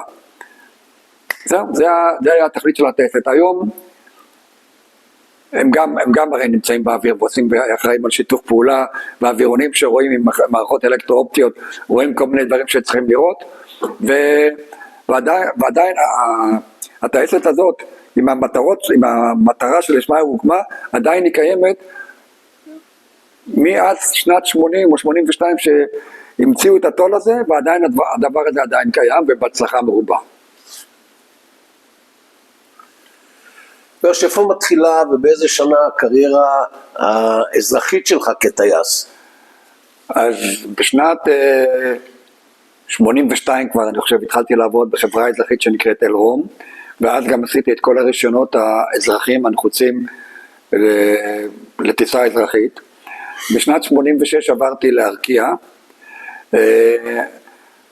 הייתי שם אחרי שנה או שנה ורבע, אני הפכתי לטייס ראשי של הפנים ארצי בארקיע. מי שקיבל אותי לארקיע היה דרך אגב אותו קובי טל, שהזכרנו אותו קודם בגיחה המבצעית הראשונה שלי, במלחמת 73. anyway, בארקיע זה היה טיסות משדה דוב, גרתי בבני דן בתל אביב. כיף גדול, טסתי, מכיוון שהייתי טייס ראשי, טסתי אני חושב על 6 סוגי מטוסים בו זמנית. אתה מבין, על פי הסימנים שיש למד מהירות של המטוס, ידעתי מה המהירויות שרלוונטיות לכל מטוס, אבל מאוד נהניתי. עכשיו, אירועים בארקיע, כלום, ארקיע עבר בשלום, לא הלך לי אף מנוע בארקיע. המקום היחידי שלא הלך לי אף מנוע, בשנת 91... רגע, איזה סוגי מטוסים כבר הזכרת? היה דש 7, דש 6, הדורנירס האגור, הצ'יפטן, האיילנדר והאירו קומנדר. זה 6 סוגי מטוסים, ששניים מהם, אחד מהם בצבא, וכל השאר בתעופה אזרחית. הייתי גם מדריך על כל, חוץ מהמטוסים בצבא, כל המטוסים אזרחיים הייתי מדריך, כי הייתי טייס ראשי, בתור טייס ראשי אתה גם המדריך והבוחן על כל סוגי המטוסים האלה. ככה שהיה לי,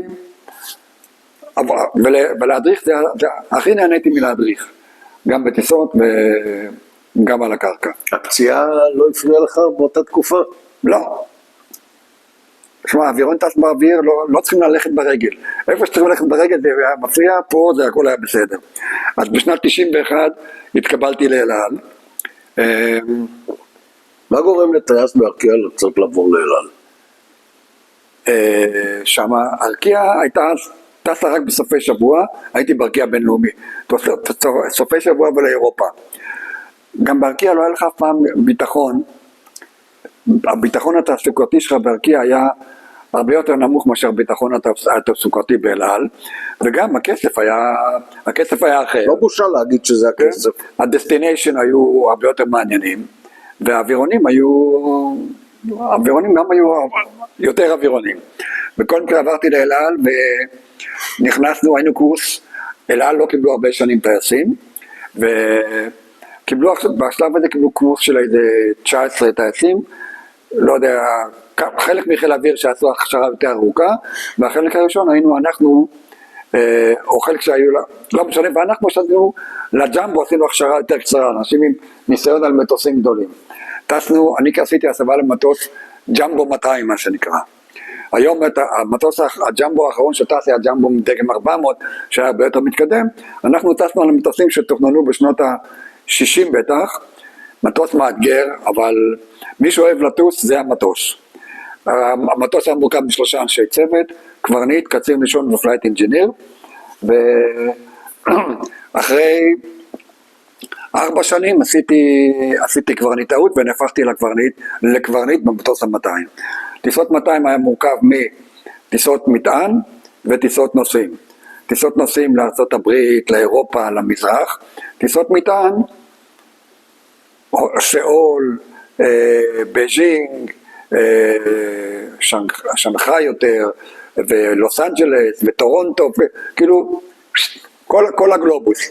רק מה, באסה בטיסות מטען היה שאתה יודע מתי אתה יוצא, אתה לא יודע מתי אתה חוזר. באותה תקופה גם גידלתי, או היו לי פה ילדים קטנים בבית, ואשתי הייתה לבד, אז אתה היית יוצא לטיסות של 9 יממות, אתה מבין? לא לראות את המשפחה 9 יממות, זה חתיכת תרגיל. אז זה היה חלק שטסתי בו ב-200. ב-200, אירוע שהיה לי ב-200, אבל לא של אובדן מנוע, היה בעצם כן, היה 2 אירועים. אירוע אחד היה שאנחנו ממריאים עם מטוס 200 לבנקוק, טיסת יום, מזג אוויר כזה מעונן מאוד, ויש עננים וגשם. באזור ירושלים, כאשר יש ענן סיבי, זה העננים הגדולים האלה שאתה רואה, שהולכים לגובה אדיר, לא, עננים האלה שאתה רואה בחוץ הם כאלה נמוכים, אבל יש עננים שעולים לגובה של 30,000 רגל או אפילו יותר. היה ענן אחד פה, ענן אחד פה, ואנחנו אמרנו נעבור באמצע ולא נסבול בעננים האלה. רצה הגורל והיינו כמו קבל. שני העננים התפרקו עלינו וברק פגע במטוס בגובה לא גבוה מדי.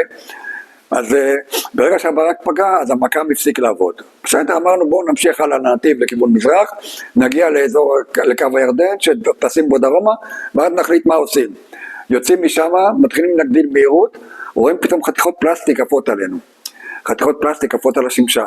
אם חתיכות פלסטיק עפות על השמשה, סימן שהאף, משהו באף נשבר. אז אנחנו מודיעים שחוזרים בחזרה, לא הכרזנו חירום, אבל מודיעים שחוזרים בחזרה, היה צריך לרוקן הרבה דלק, ונחתנו בבן גוריון. כשהגענו לבן גוריון על הקרקע ויצאנו החוצה, היה חור כזה באף של המטוס, שהמקם חטף את המכת ברק והחזיר את זה כנראה לאף שעשה את החור הזה. מה שיותר מעניין היה שהאף של המטוס הוא הולך נסגר ונפתח בצורה כזאת שיש לו 8 לצ'ים שתופסים אותו. לצ'ים, איך אנחנו נגיד? 8 סוגרים כאלה. 6 מהם היו מותחים. אם האף היה אף, זה כבר היה הרבה יותר מסובך. זה אירוע אחד.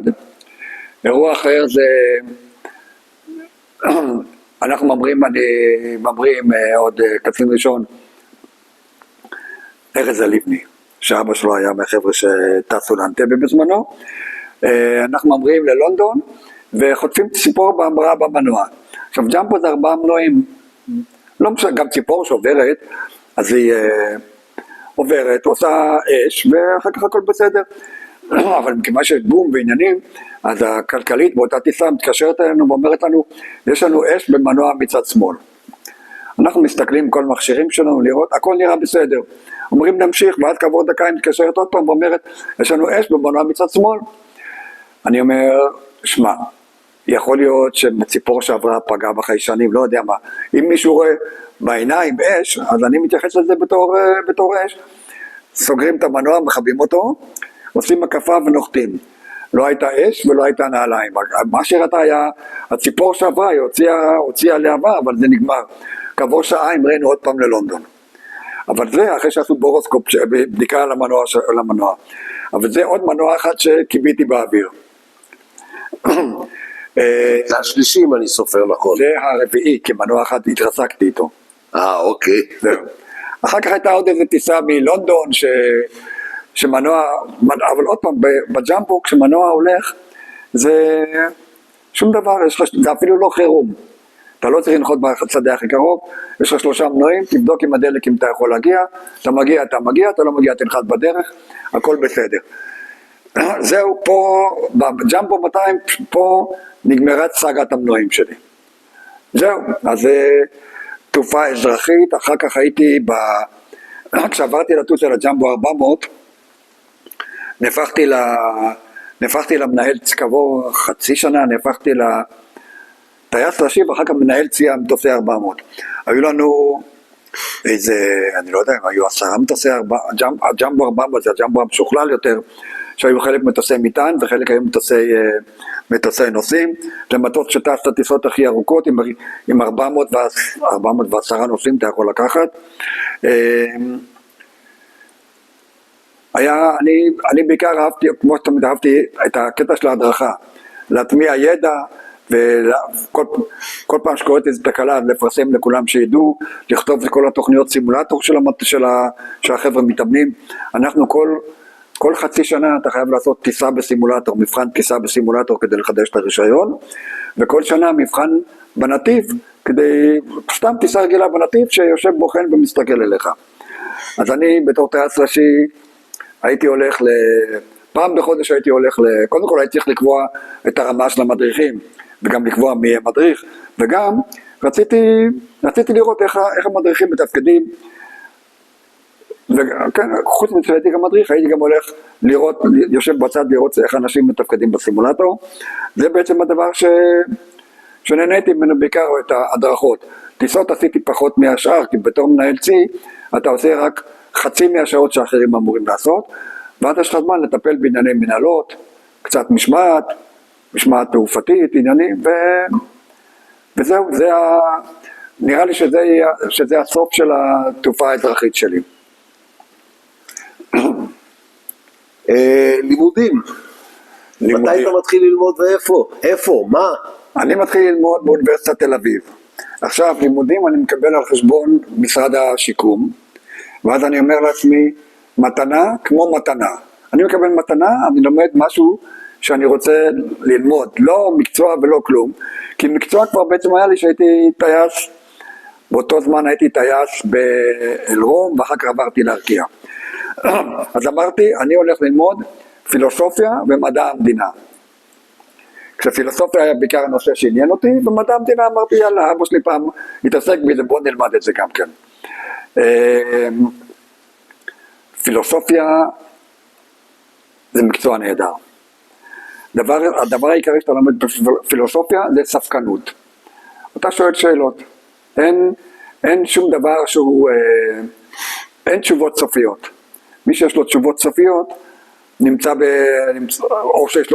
במקום אחר. וגם מהפילוסופיה, הבאתי לך קודם, דיברנו קודם על המשפט שאמר, בעיקר של החינוך בקיבוץ, כשאתה רוצה שיש לך תיאוריה, ואתה מספר לי בגאווה גדולה מה היתרונות שלה, אז אני אומר לך, סלח לי רגע, עכשיו תגיד לי מה המחיר של התיאוריה שאתה מחזיק, כי לכל דבר יש מחיר. אז הפילוסופיה היא ספקנות. מדע המדינה היה פקולטה הרבה פחות חכמה. בזמנו, לא בזמנו, פשוט יש שם פחות, המילים פחות חשובות, כאילו, וגם, דרך אגב, אתה קורא לעצמך מדע המדינה, אבל כשאתה עושה עקרונות סטטיסטיים כדי לבדוק אם יש מתאמים, מדע המדינה זה מספיק היה לו שיהיה מתאם של 70%. דרך אגב, במדעים המדויקים, אתה רוצה מתאם של 99%. אתה לא רוצה מתאמים כאלה, אבל בכל מדעי החברה, המתאמים הם הרבה יותר נמוכים. פילוסופיה, אין שאלות מחקריות שמתייחסות לדברים שהם בחוץ כל כך, כן? אמונות ועניינים, אבל לא... פילוסופיה בנויה אחרת, בכל מקרה, מפילוסופיה מאוד נהניתי, ומדע המדינה פחות נהניתי, אבל בסדר, אבל זה... רצתי שם. סיימתי בשנת... אני לא זוכר באיזה שנה סיימתי, אבל עשיתי איזה שנה הפסקה, ואחר כך בשנת 87 אמרתי, טוב, בוא נלך ללמוד תואר שני במדע המדינה, וחסרים לי שני סמינרים חסרים לי כדי להשלים את מדע המדינה, וזה משום שקיבלתי טייס ראשי בהרקיע, ואמרתי, אני לא יכול לשלב בין שני הדברים, עזבתי את הלימודים והייתי טייס ראשי בהרקיע. בבית ספר, בתיכון, לא הייתי מהתלמידים החזקים. לא הייתי מהתלמידים החזקים, גם בקורס טייס, כמו שאמרתי לך, כל הלימודים, בעיקר הפן המתמטי היה יותר מאתגר בשבילי. פילוסופיה, למרות שזה פן שהם בו כאילו הרבה מרכיבים מתמטיים, אבל לא יודע, התאים לי יותר התאים לי, וזה מה שעשיתי, אלו הלימודים שעשיתי בחיי. השתמשת משהו בלימודים האלה? השתמשתי רק בידע, תראה, בדיבורים. לא עסקת בזה? לא עסקתי בזה, לא, זה רק בדיבורים שיש לך עם הילדים, רק בעקרונות שאתה... השכלה כללית. כן, אבל גם שאתה רוצה, תראה, הילדים שלנו מרגישים איזה תוכן אתה מביא להם. אני מתאר לעצמי שילד דתי, האבא שלו מביא לו תוכן אחר מאשר ילד שלי. אם הילדים שלי, הם יודעים שהספקנות והחוסר החלטיות זה נר לרגלי, זה שונה ממקומות אחרים, וזה בעיקר הספקנות, ולא להיות נחרץ, ולדעת שמה שאתה חושב שהוא אמת, זה רק מה שאתה חושב שהוא אמת. ואיך אני אומר, כשאתה הולך ואתה שואל בן אדם, הוא אומר משהו, ואז אתה שואל אותו למה, והוא מסביר לך, ואתה אומר עוד פעם למה, ועוד פעם למה, בסוף הוא מגיע לככה. ככה זה מילה של אמונה, זה לא מילה של נתונים. ואם מישהו אומר לך, הוא רוצה לבסס את הדעה שלו על אמונה, אז זה דבר אחד, ואם מישהו מבסס את העמדה שלו על נתונים, אז זה דברים אחרים. זהו, אני מקווה שזה מה שעבר אצל הילדים שלי. משפחה, התחתנתי בשנת 7, 8, 9, 10 הפוך, 9/10/87, עם סיגל שופטי, כיום קושניר, גרנו אז בתל אביב, לא משנה, אבל נולדו לנו 4 ילדים,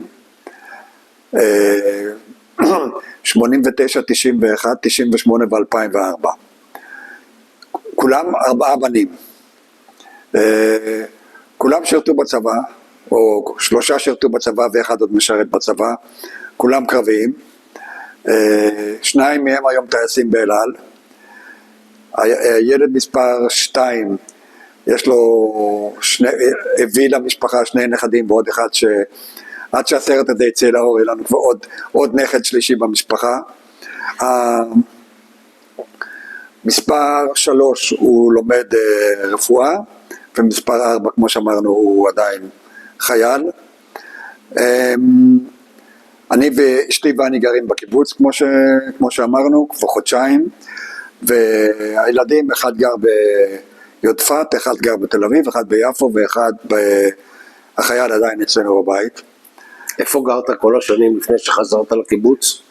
גרתי בקיסריה 32 שנים, בבית גדול, שהתאים לנו, כשהיו 4 ילדים בבית, הבית התאים לצרכינו. עכשיו, כשאני הולך קצת פחות טוב ממה שהלכתי פעם בגלל הפציעה שלי, והבית שם היה בית שלא היה בו שום חדר בקומת 0, עברנו לבית של קומה 1, והבית שם היה 265 מטר, פה אנחנו בבית של 140 מטר, מתאים מצוין לצרכינו, ובשבילי זה כמו לחזור לנסוע על אופניים מחדש. אני מכיר, זה המקום שבו נולדתי, יש פה הרבה אנשים שאני מכיר, הריחות הן הריחות של ילדותי, ופה אני מרגיש בבית. זה לא מעבר קשוח מקיסריה, למרות שאתה קיבוצניק במקור, אבל מקיסריה המורגנית לקיבוץ? לפני שעברתי מקיסריה לפה, מה זה התנגדתי? לא רציתי.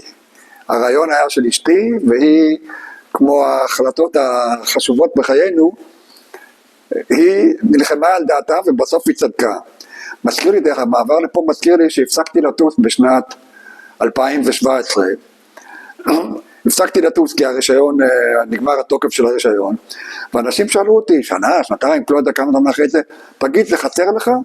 כאילו, עבר, זהו, אנחנו עכשיו בפאזה אחרת.